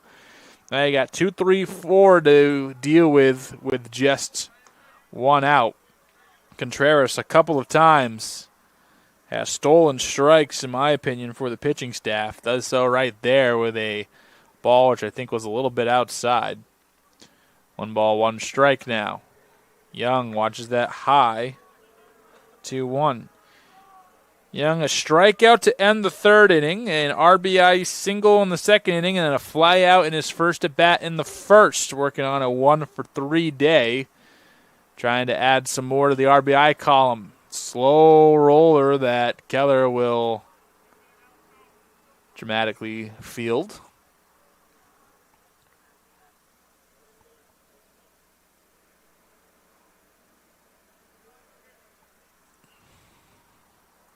Two balls, 2 strikes.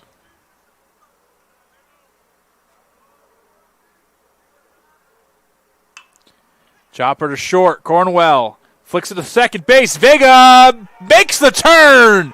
Huge for the Eagles as they do keep the Cougars stranded. Wright comes in, gets the ground ball he needs, and keeps this a 1-run game. We'll now see the offense, see if they can add on to their 4 runs they had last inning. Caldwell trying to blank them as we will be back in just a moment.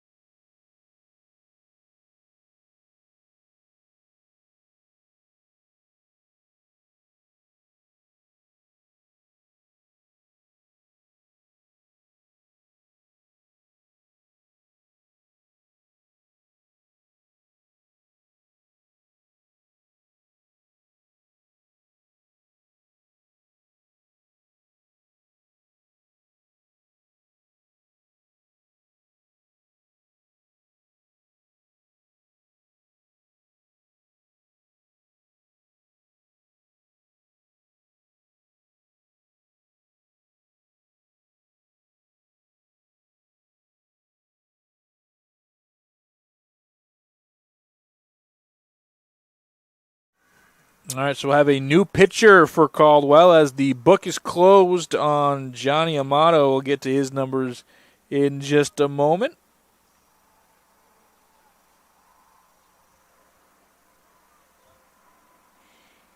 But new pitcher is going to be Johnny Regas. Comes in to face off against the top of the order. And he gets 2 quick strikes. So the numbers for Regas All academic in the conference, 3.86 ERA, 2.57 whip in 2 1/3. This is his third appearance, all out of the bullpen. And he just goes, good morning, good afternoon, and good night to Dolan, his first K of the day.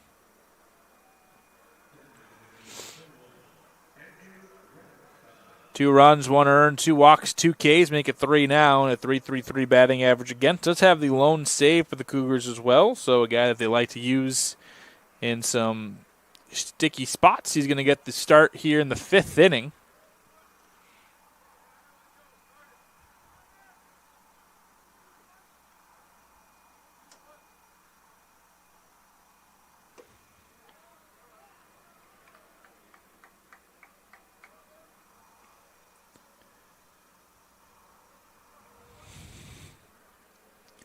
One ball, one strike on Reimstein, who was the first run of the day. The DH singled in the 4th and then came around to score on the triple from Cornwell. Swung literally almost out of his shoes there, was looking for left field and deep left field. Come up empty, 2 balls, 2 strikes.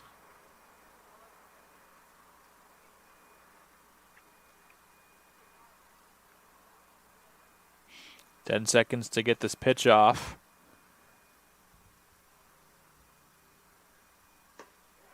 And gets the edge. Regis is fired up, and he is throwing bullets right now, and that catches the edge. Back-to-back backwards Ks from the senior in Lincoln Park, New Jersey.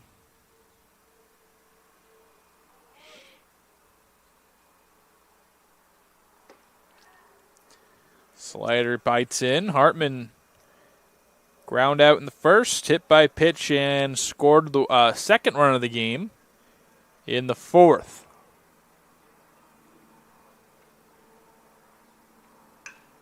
And right back to our pitcher, Enriquez. A beautiful 1-3 putout. A tremendous inning from him. Really shut down Post after putting up 4 last inning. But goes through fairly quickly in the 5th, and we are making the turn for the back 9 here at Heritage Financial Park.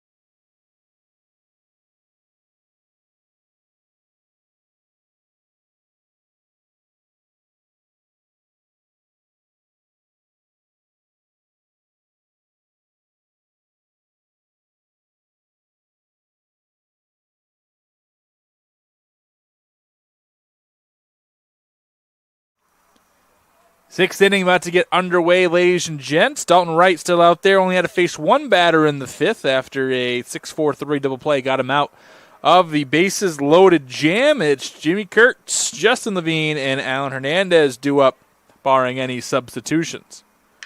First pitch swinging is Kurtz, and to first base. Hartman scoops it and tags the bag. Unassisted put out for him to begin, and a quick way to start the sixth.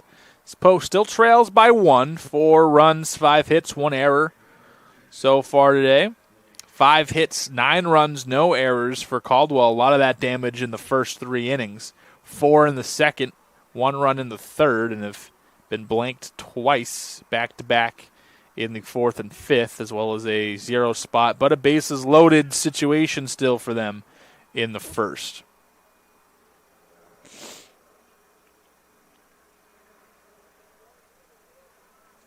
Yeah.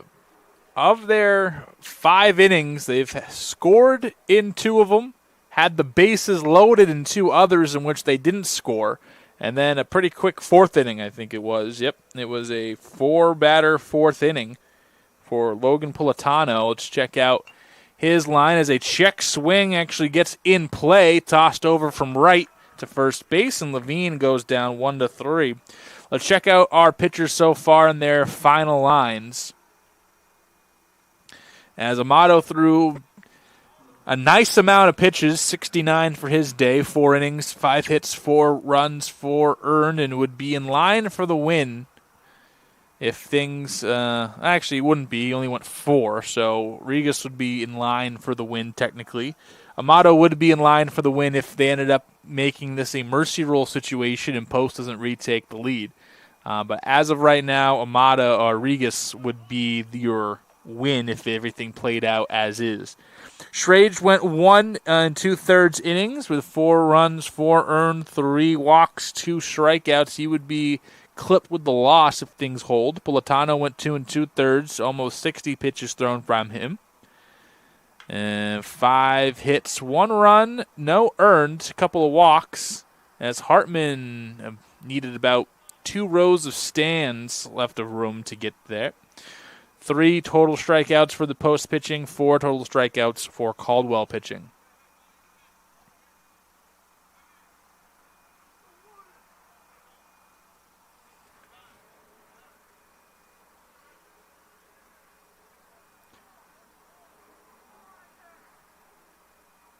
And bullpen door ajar in left field. Third base umpire noticed. And 2 strikes to Hernandez, who was struck out, flown out. One of just a handful of Cougars to not reach base. Him and Beltra each have not reached, and everybody else has at least once, and in most situations twice.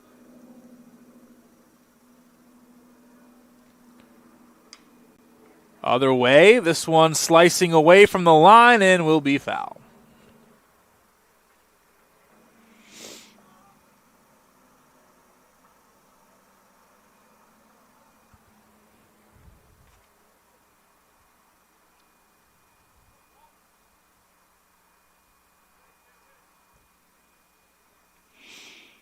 Hernandez slapped that one into right field, but foul.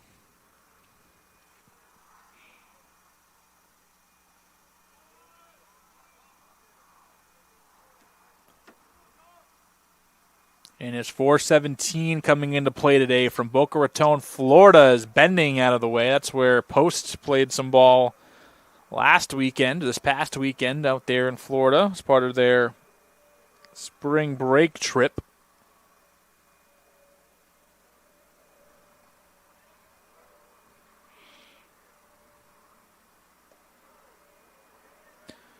When it's all said and done, Post will have around 50-ish games under their belt, and they're looking hopefully to push that to 60-plus by making a deep run in both the conference and NCAA postseasons. 3-2, swung on and missed a strikeout from Dalton Wright. And he will go 1, 2, 3. First time Poach's pitching staff can say they have done that. So 3 straight zeros, keeping that door very much ajar for the offense. Can they capitalize? We'll just have to wait and find out.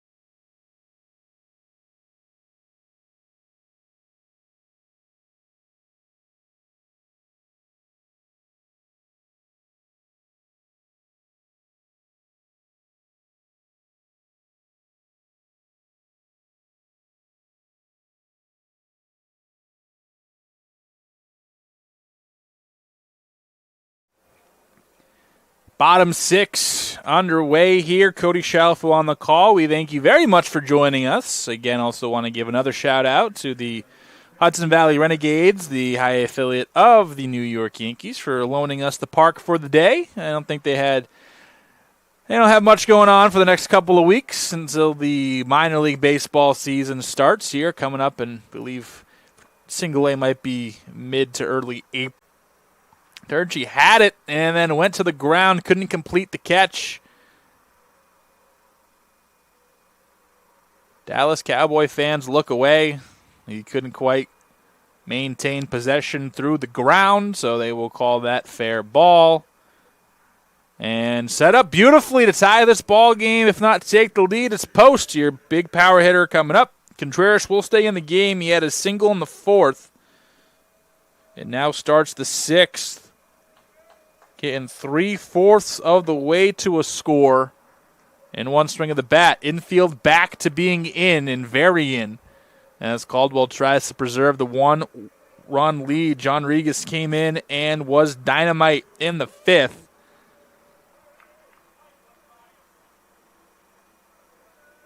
Five it goes as Post have completely stormed back. And time is called, and no real fault of Regas. 2 hard-hit balls, yes, but center field, everyone's been playing a little bit in. The ball's really been dying short today, and for the first time, the wind kind of calmed down at just the right times for both of those blasts. First one, the center field, that was tracked down, but just a valiant effort, but just couldn't quite get there, and you can't really fault Turgey either. That one, Hernandez didn't get a good read on it, and ball just kind of kept sailing and ended up just off the glove of Hernandez, and an RBI double for Jaron Foster. Contreras comes in to score. They will keep Regas out. Again, not really much his fault.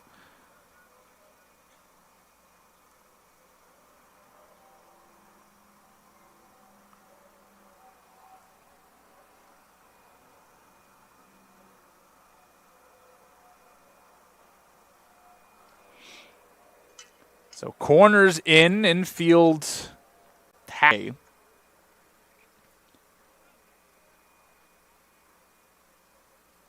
And 2 here at Heritage Financial Park. First game would be a 9-inning game. Second game will be a 7-inning game.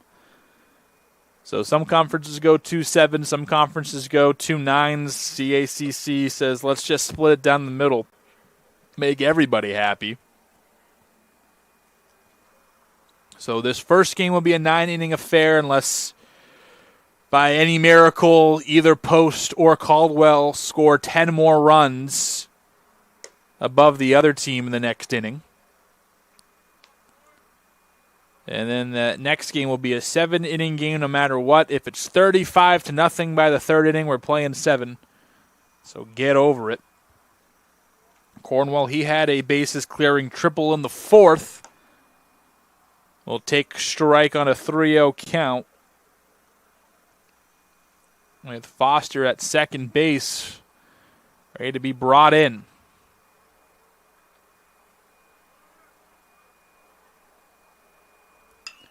And that will get through the infields. They're going to send Foster. Throw comes in from Kurtz. It's going to be close at the plate. Tag applied. Throw from right field was on the money. Foster is cut down. Smart base running by Cornwell to move up to second base, however. But the first out is a highlight as Foster is gunned on the single from Cornwell.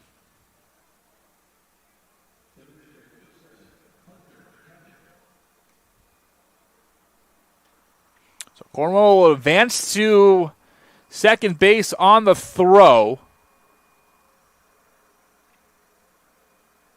Jimmy Kurtz with the laser from right. Would have been close, and they did make it close. It's in there for a strike. Head coach and acting third base coach Ray Skold his 7th season with Post, over 120 victories with the Eagles, over 150 in his career. Played at Post. Was the coach of the year in 23. Won the CACC championship in 24. Went to the NCAA tournament that year as well. This one smacked, but there is the center fielder Turchi to line it up.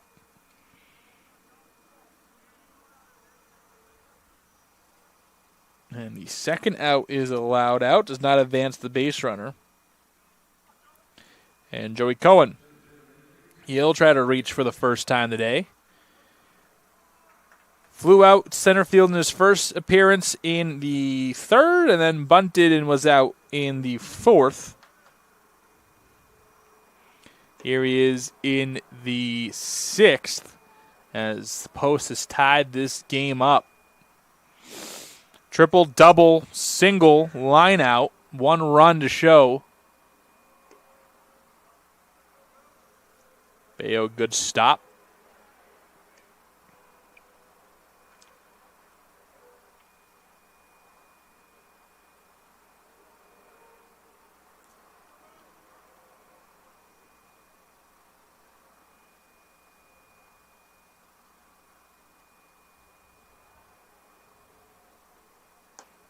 Cut on and missed.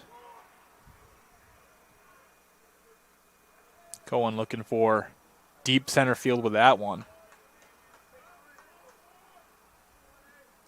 1 ball, 2 strikes to Cohen. 2 out. Rodriguez trying to get out of it, and he have to wait at least 1 more pitch.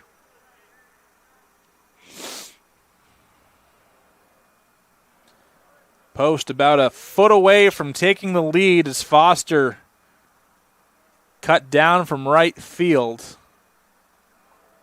Represented the go-ahead run. That go-ahead run still at second base, so it's not over. Not out of the woods yet are the Cougars. Inside pitch. They will send the runner. We'll try this time from left field. Hernandez, not as good of an arm. The relay, not in time. Post will take the lead. Moving up to second base is Cohen. And an RBI single for Joey Cohen. Puts Post in the lead 6-5.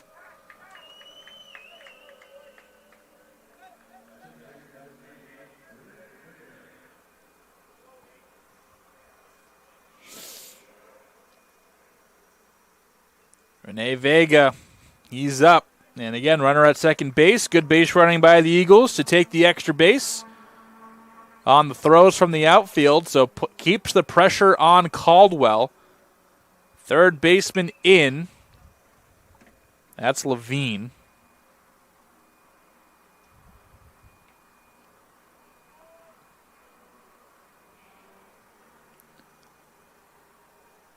All 6 runs coming in the last 3 frames for the Eagles. They have stormed back and taken the lead. Their pitching has settled in. Left field, this is going to go foul. Hernandez does not have the best of days in the field.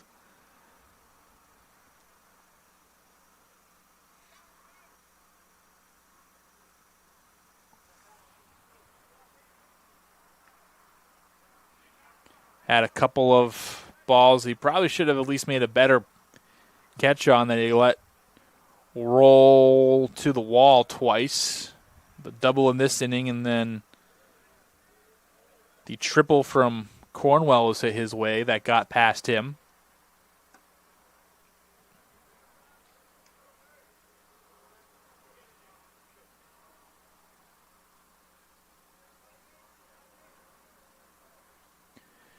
Vega, who is a tough at-bat, 1-2 count.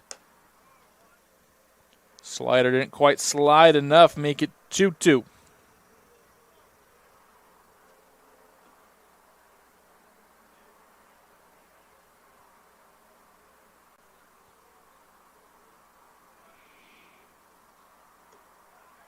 And watch another one go by. 3 straight pitches outside the zone, and Vega, guy who's on base is about 300-plus points higher than his batting average. He's walked 13 times, make it 14 with one earlier today.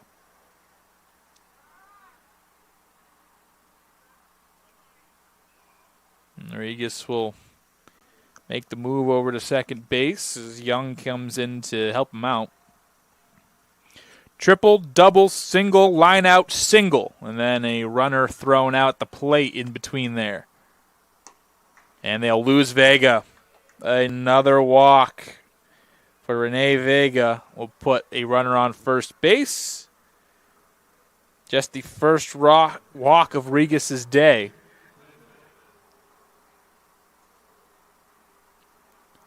And back to the leadoff spot is Gil Dolan. Struck out looking on 3 pitches. First time he faced Regis. Check swing is a called ball.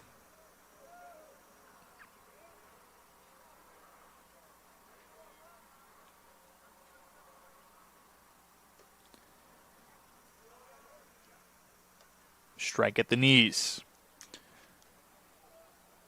Good base running by Post has kept the pressure on Caldwell, has kept the runner at scoring position most of this inning. Too short. Renick is there, and that will do it. So that will be the frame. 2 runs for the Eagles. They have taken the lead, and we will see you in the 7th as due up for the Cougars is 6, 7, and 8.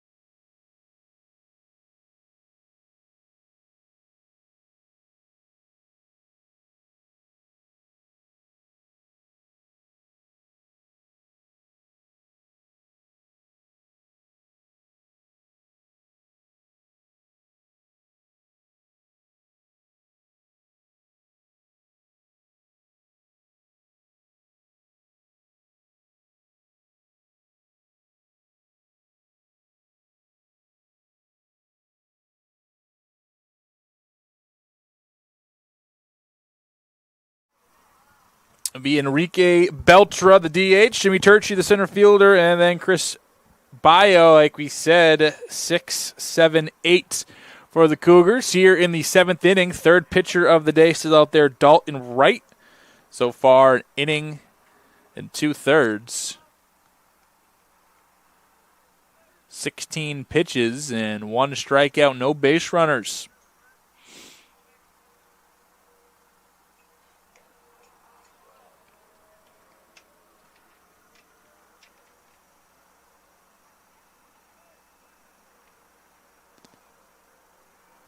Belcher from Monroe, New Jersey.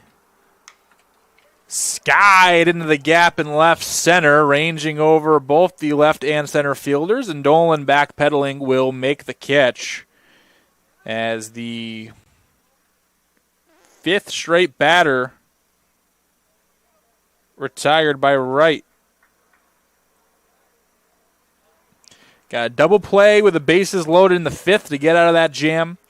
Then a ground out, strikeout in the 6th, and now starts things off with a fly out. And they're going to really bring the outfield in. Against Turchi, you slapped the ball the other way twice for hits. As well as a pop-up behind the second base bag that Vega was able to rein in. Both teams with 9 hits. Post with one more run at 6 over Caldwell's 5. 6 unanswered runs by the Eagles as well in a de facto home game 45 minutes away from home.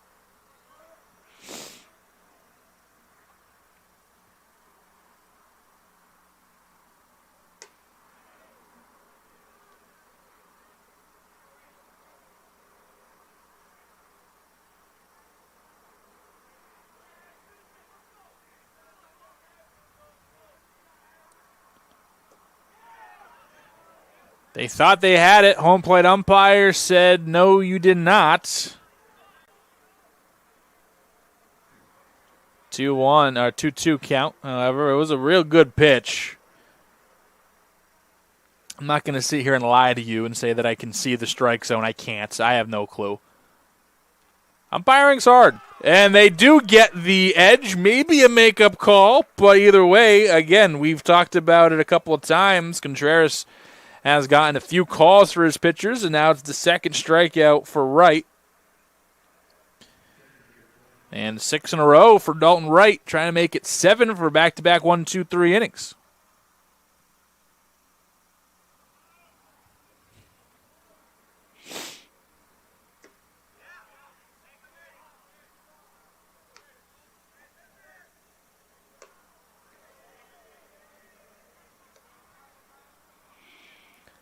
And is dangerously close to another walk potentially here as he sits at a 3-1 count.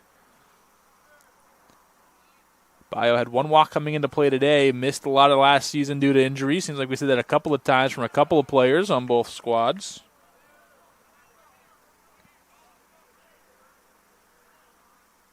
From Miami, Florida, studying criminal justice. Some action in the bullpen for Post. Sky-high pop-up. Will it stay in play? Contreras looks like he has a beat on it and rearranges himself to make the catch. 1, 2, 3 inning again as the Post pitching staff has hunkered down, especially Politano and Wright, who have done awesome in relief of Jacob Strange. We will be back for the bottom part of the set. Time to stretch here in Heritage Financial Park.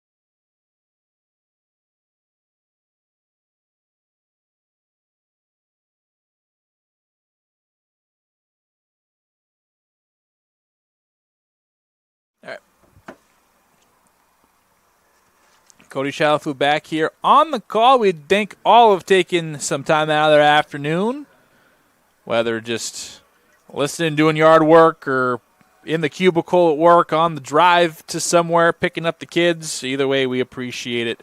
Cody Shalafu here on the call. Will be here for the next game that most likely 45-ish minutes after the first one ends, 30 minutes after the first one ends, we'll get right back into action and start the second game of our doubleheader. That one slated to be a 7-inning affair as Reimstein pops it up. 3 converge. Turchi, he dives, can't get it. No one covering the bag, and a double. That goes about 110 feet for Reimstein. Yeah, more like $140. I think, what is it, 120 from... We'll say 140. I don't do math. Either way, a double for Reimstein, regardless of how you slice it or dice it.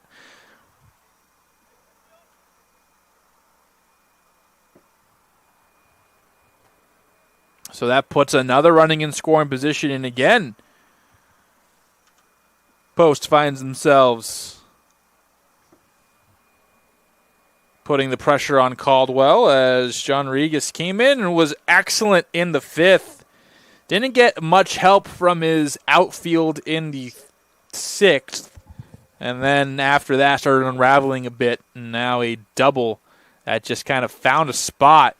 It's been weird hitting balls in the air. Other than the sharp hit triple and double by Contreras and Foster in the 6th, most everything in the air has gone to die, including that double which went straight up and too far in for the center fielder, Turchi, who gave it a valiant effort. He's been made it almost that play ranging in, almost made that play on Contreras ranging back.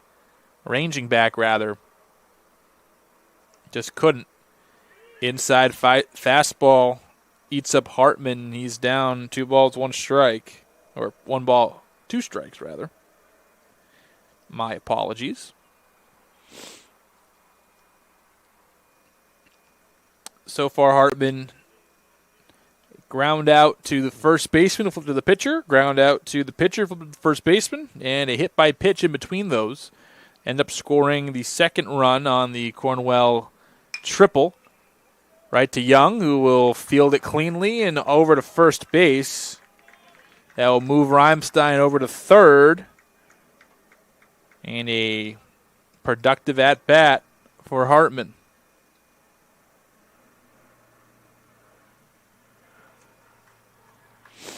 Andrew Hartman started his collegiate career for the Gordon Fighting Scots in Wenham, Massachusetts, up on the North Shore. And I'm about 90% sure this one, I'm 100% sure this one is long gone. Contreras, a double away from the cycle now as Manny goes yard to left field. It is now 8-5 Post.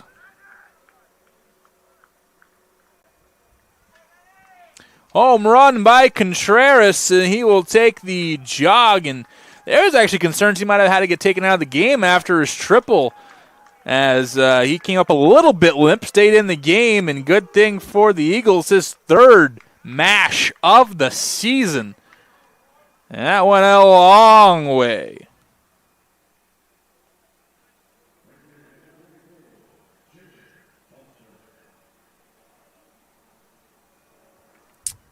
So I was saying before I was rudely interrupted by Contreras' blast that I'm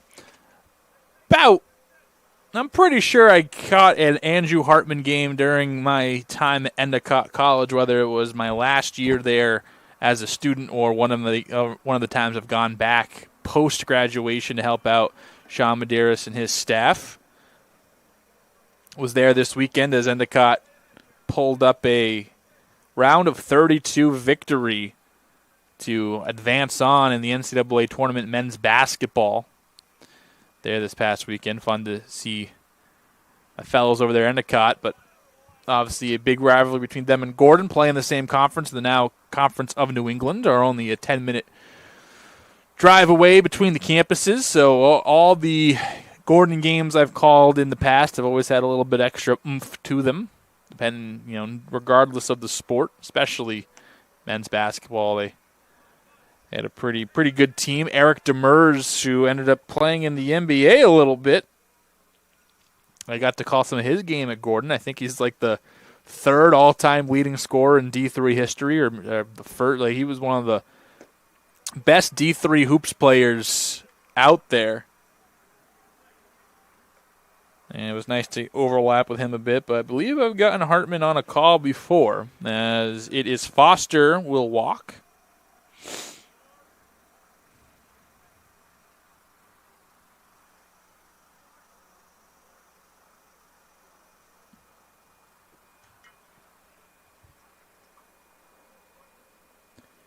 I'll put a runner on first for Cornwell. Foster, no hesitation. He will be standing up on the wild pitch. The extra bases have been there for Post. They have, at least today, been running the bases well in that regard.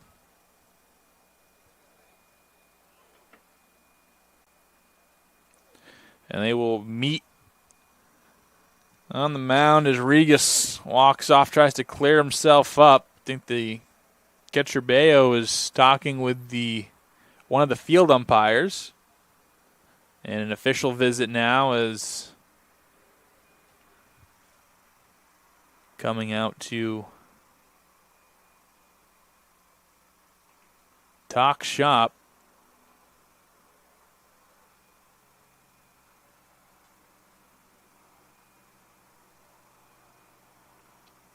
Coaching staff is Nick Luciano, Zach Fernandez, Karen Cook, and Jerry Gamone are there as well.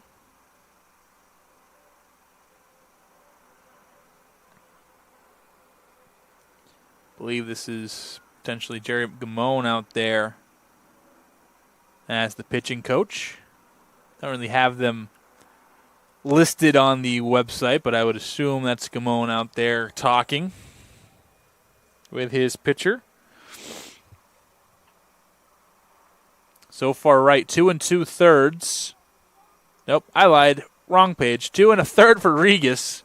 6 hits, 4 earned, 2 walks, 2 strikeouts, and again was pretty solid to begin his outing, and then has just not had the same juice since when he started.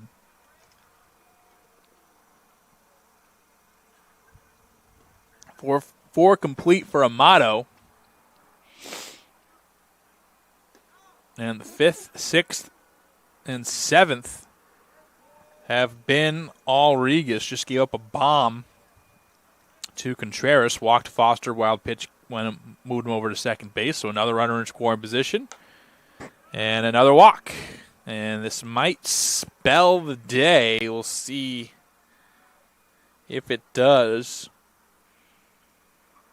That is the second and third walks now assessed.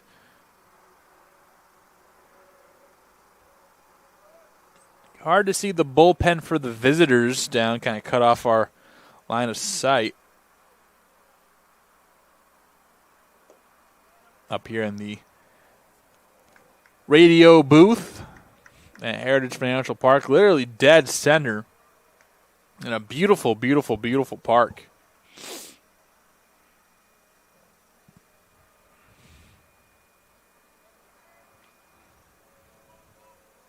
Hunter Keller singled in a run in the 4th.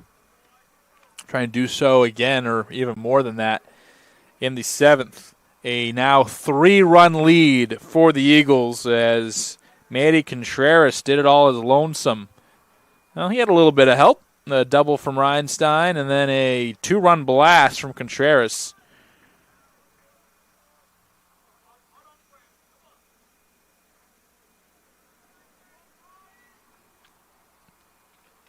One ball, 2 strikes for Hunter Keller. And that's going to clip him, I think. And that will load the bases. And if the walk from Regis last batter wasn't enough, that probably is it. And that looks like it will. We'll take the quick break. We'll see who gets to hold the grenade here with bases loaded, 1 out. We'll be back in just a moment.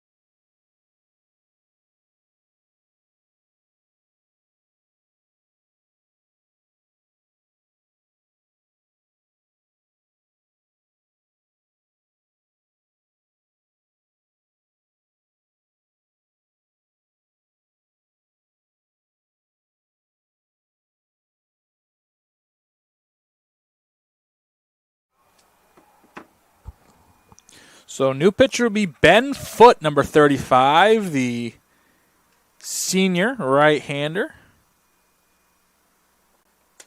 Washington Township, New York. It's his first appearance of the season.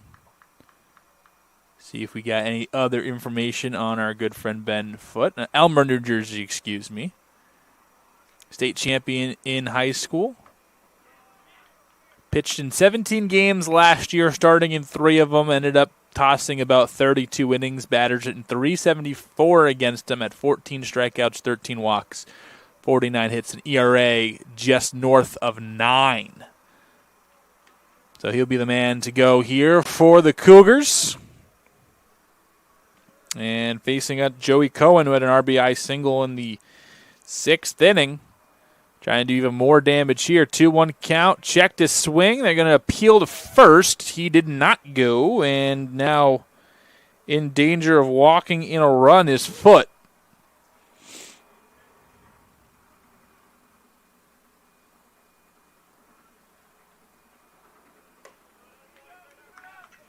And that is an RBI walk. And the lead has been pushed to 4 now.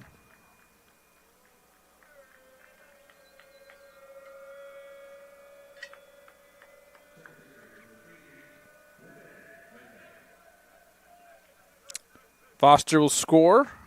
Cornwell to first, or third, excuse me, and then Keller to second.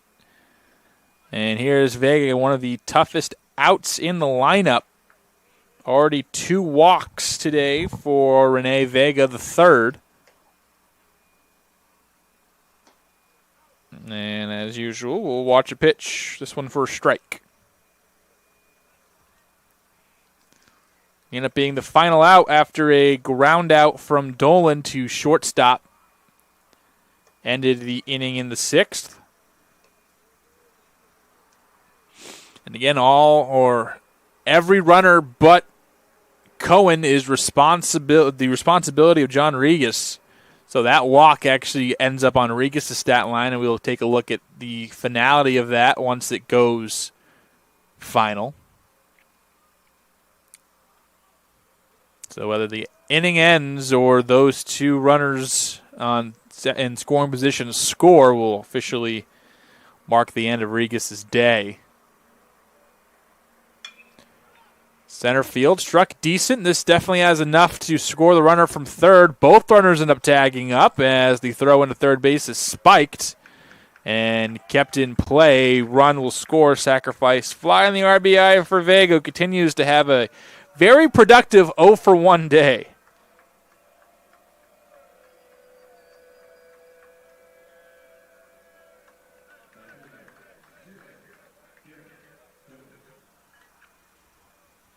So Cornwell will score.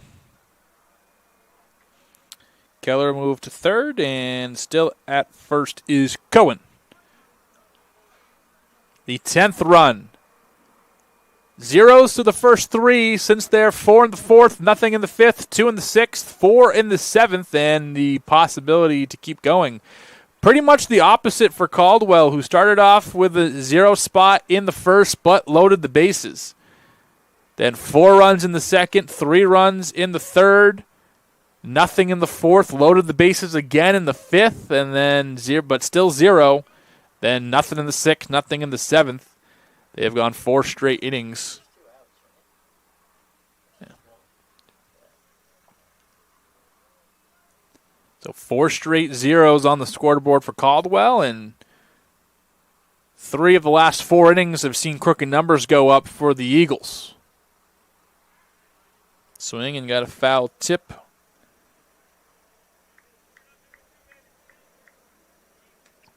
In danger of batting around, it was Reimstein who was the leadoff man in this inning and who waits on deck.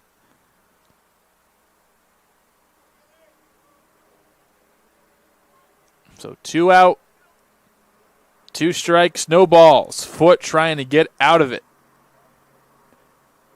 In the dirt and easily taking second base is Cohen. go as a stolen base.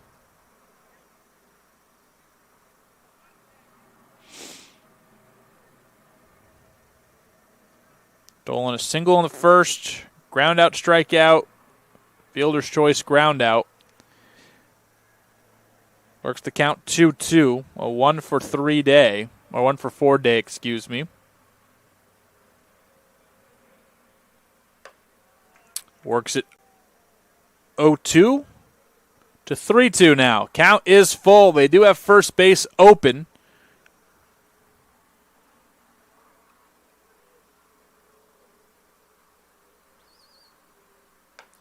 And that will go to him. He will walk. The second walk given up by Foot.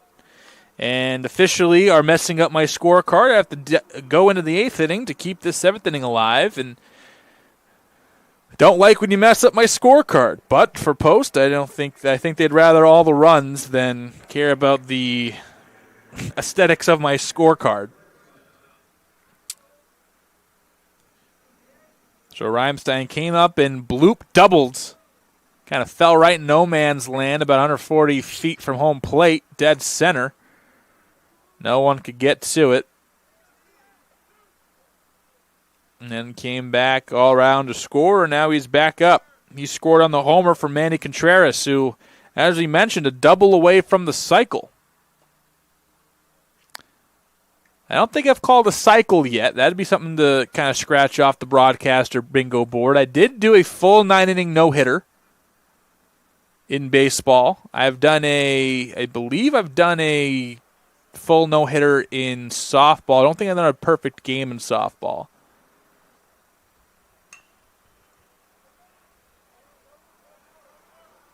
Not playable out there in foul territory towards right field.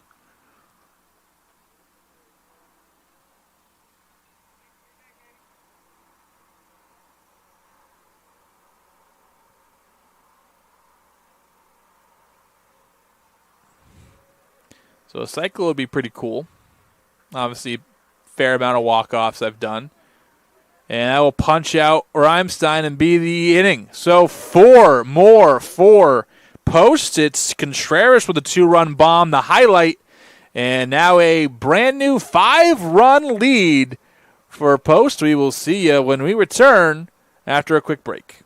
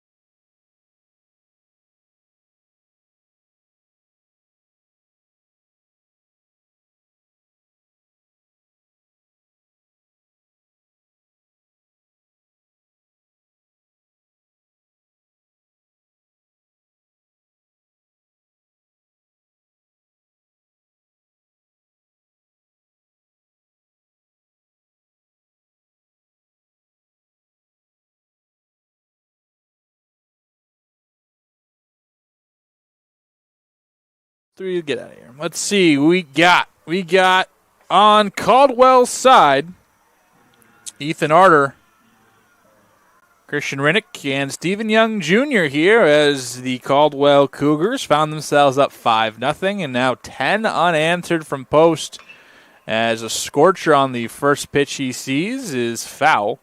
over the last 4 innings or so. Cody Shalfo on the call. We thank you for joining us. We have another one after this.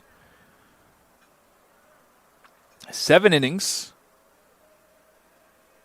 on the second game of our doubleheader here in the CACC.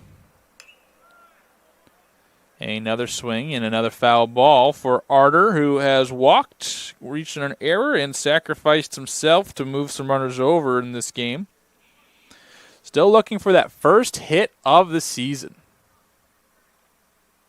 Has an on-base percentage over 360, but yet has yet to knock in that first hit. Love to see him do it here. It kind of reminds me of, for all my Red Sox fans, end of 24, Mickey Gasper on his way to try to get his first career hit. And he played in about 9 games at home, and they had his parents there, and every time he was up, they'd show his parents, and every time he would not get a hit, and I felt so bad. This one, chopper, third. Keller makes the play. That's tough. At the hot corner, lightly tapped, and Keller finally able to get the full highlight play.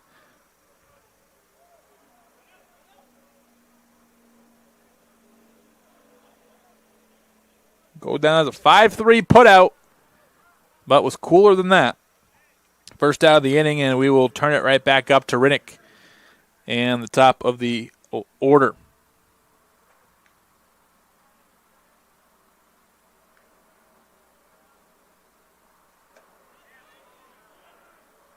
Pitch is called strike. Dalton Wright still out there. Let's check in on the final pitching line for Regas. He finishes up, again, some of those runners that scored after he left were his responsibility. So 2 1/3, 55 total pitches, according to our live stats here. 6 hits, 6 runs, 6 earned, 3 walks, 2 strikeouts, 16 total batters faced. Right in his 3rd inning of work is most from at least the most innings, yet the least amount of pitches by any post pitcher so far, is yet to allow a base runner and does have 2 strikeouts. He has been perfect since he's came into the ball game. Rinnick is going to end that streak, as that was 8 in a row, and the 9th man to face him goes the other way for a single. First base runner given up by Dalton Wright.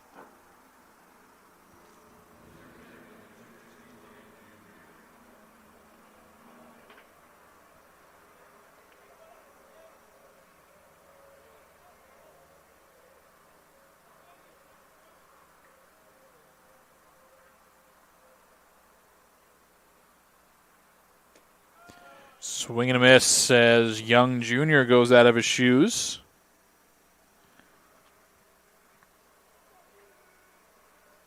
From Middlesex, New Jersey, utility man playing second base.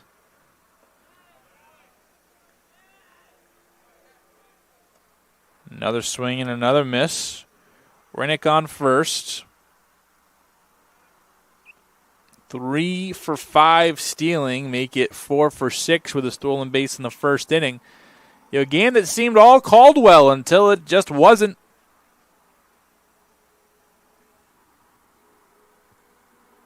Post woke up in the 4th and has stayed very much awake since then, and it's Caldwell who took the nap. They try to back pick. The throw almost goes into right field. Hartman, good adjustment to get to it. Keep it out of the outfield. Contreras out a couple of steals off him, 3 to be exact. The third in which the throw wasn't even thrown out because they're runners on the corners. To second base, Vega starts the turn. Oh, baby, what a play by the infield.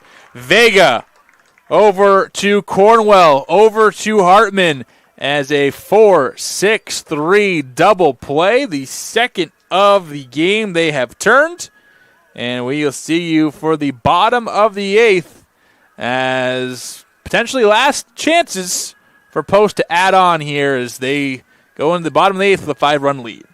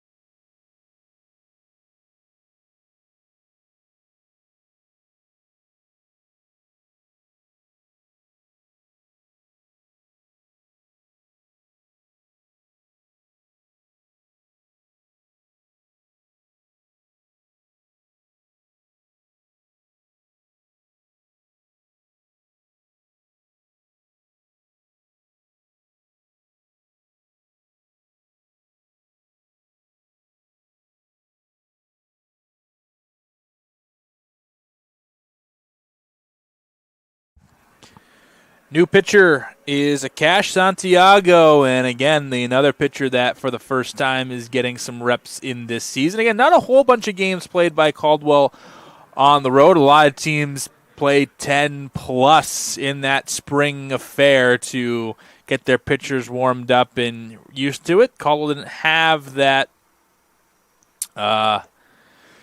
luxury, so it'll be Akash Santiago, a pitcher/catcher for criminal justice major from Toms River, New Jersey. Like I mentioned, did not see the field of action so far this year, but in a few seasons hitting, he was about a 200 hitter, and I think this is going to be his first career pitching performance as he switched over to pitching more here this year. So Akash Santiago, now the other half of the battery. And you see that one just a bit high.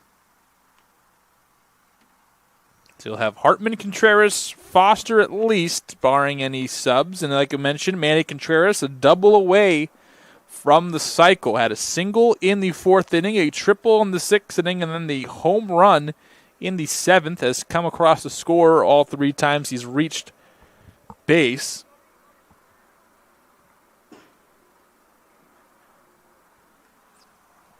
Then they're going to hit into the bleachers here on the left side of Heritage Financial Park.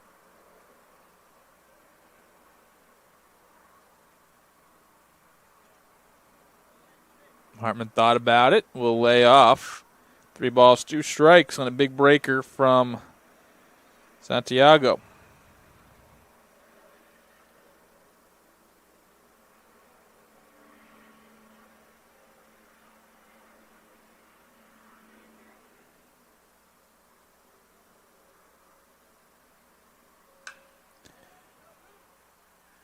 Into left field, ranging over is Hernandez. An easy pop fly for him. F7 in our books. First out of the 8th inning recorded. And I believe the first out of the pitching career of Akash Santiago.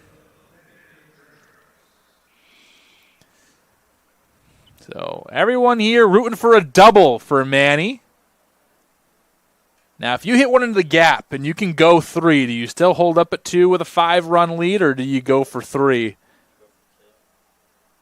We'll see. Obviously, he has to get the hit first.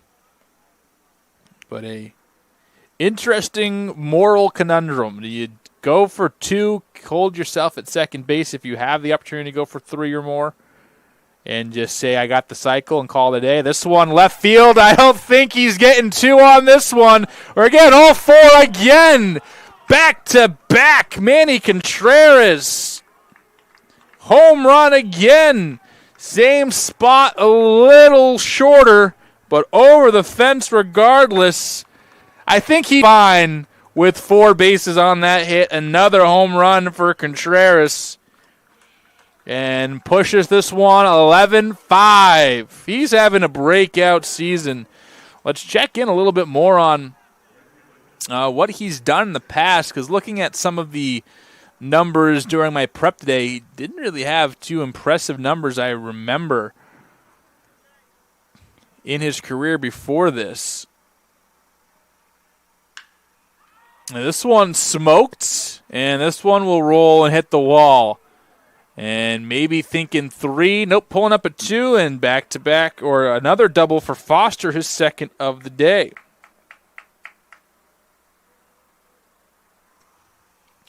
So Contreras' first season with the squad, only played in 13 games, hit about 278.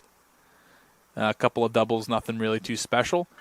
2024, their championship season, only got onto the field 4 times, only had 8 total at-bats, and then in his first season getting a good amount of playing time, 13 starts, 23 games, only had a .174, didn't really do well. 12 strikeouts to 8 walks. This year already, he had 2 home runs coming into play today.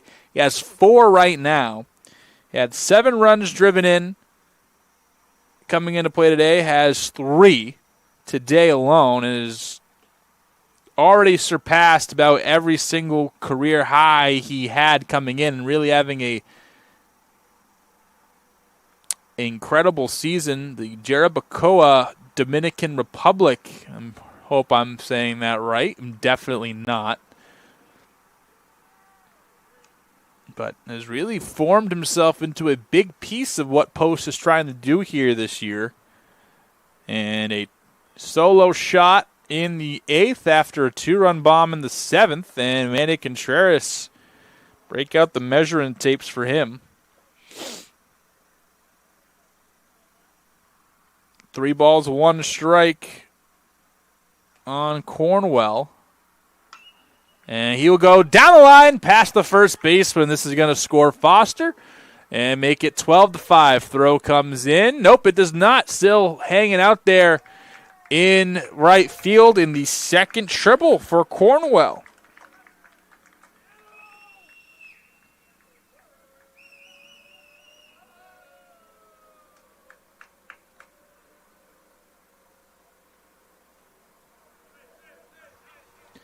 We'll see if there's error. Sesson didn't really quite see if there was muffed in the corner or not.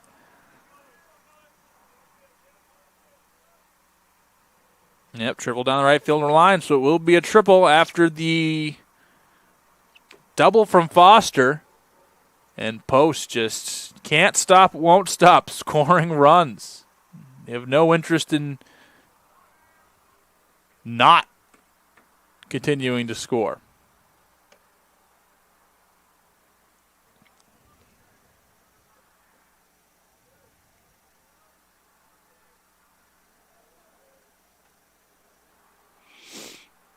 Four in the 4th, 2 in the 6th, 4 in the 7th, 2 in the 8th, 12 unanswered runs.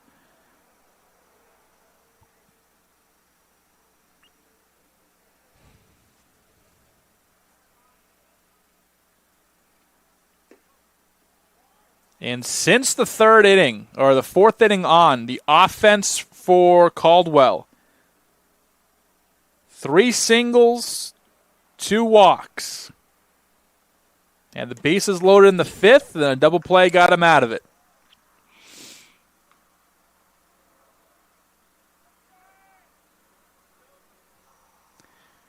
A walk for Keller, the first given up by Santiago.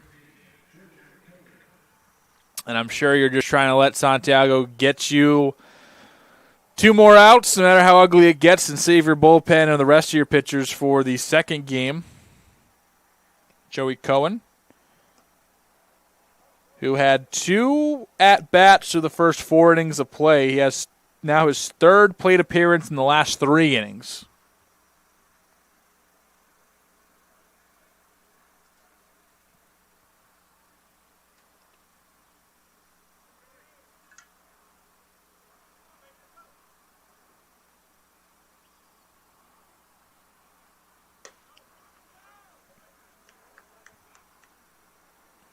High for ball 2.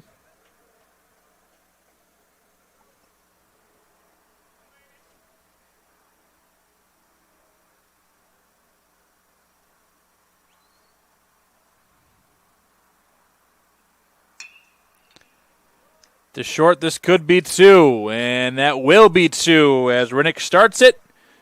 Ends up in Arter's possession, and a ground ball double play much needed. A cushion for Post as they go into the 9th inning with the 7-run lead. We'll be back in just a moment.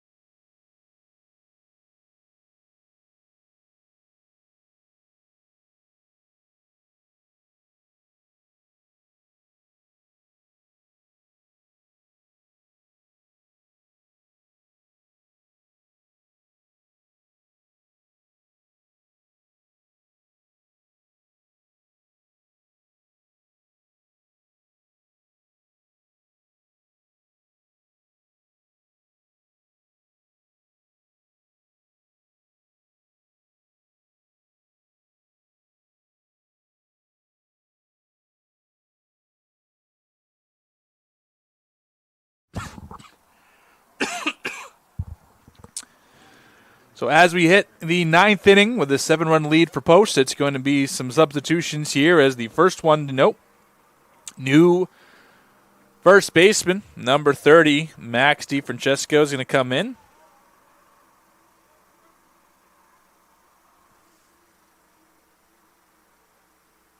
Oh, excuse me, I think it was playing number 38, Mako Cardona, as it says in the live stats here. So I think we're going to go Cardona at first base. My apologies. And the pinch hitter for Caldwell is Jody Estevez. All right, number 51 for the Cougars.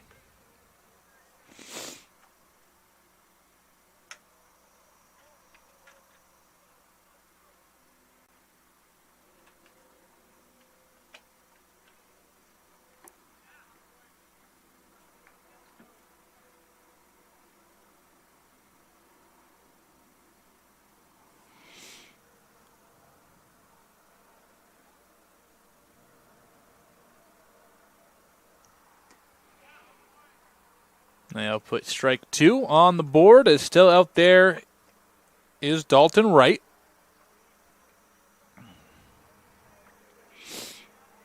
So this is pinch hitting for Jimmy Kurtz.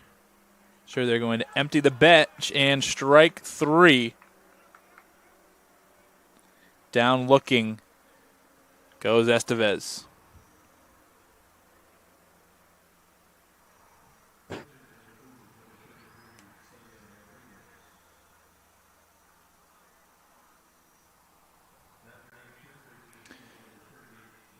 And this will also be, if Wright can keep it going, it'll be a win for him. So that's something to keep an eye out for.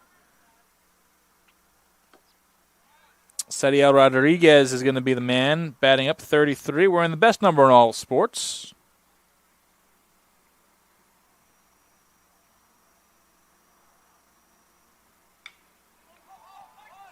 Popped up.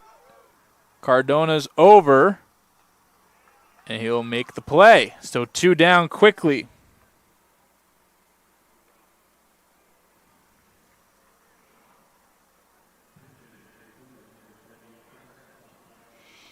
And Chris Hopp is going to be the pinch hitter, number 20 for Alan Hernandez.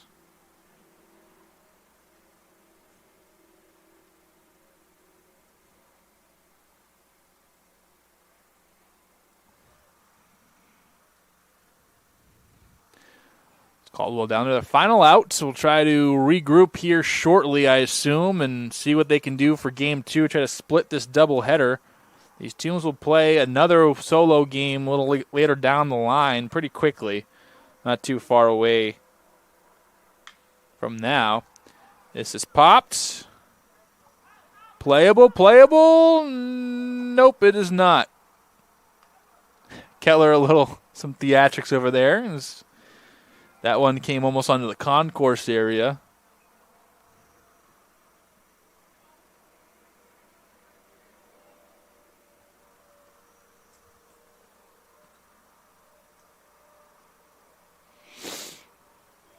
Down the final strike. Chris Hopp. Pinch hitting. That's high. As Wright, if he completes this game, and go 4 2/3. This next pitch, his 50th. 1 hit, 3 strikeouts. That comes back.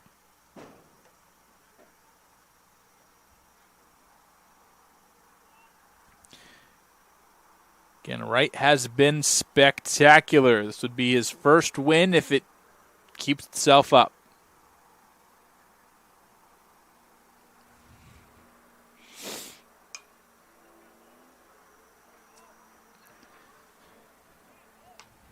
So the pitching staff kind of going in reverse. It was Strange who only went an inning and 2/3. It was Spolitano went 2 2/3, and then 4 2/3 here for Wright, if he can complete things here.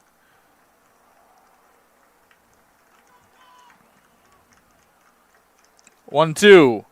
Kept alive.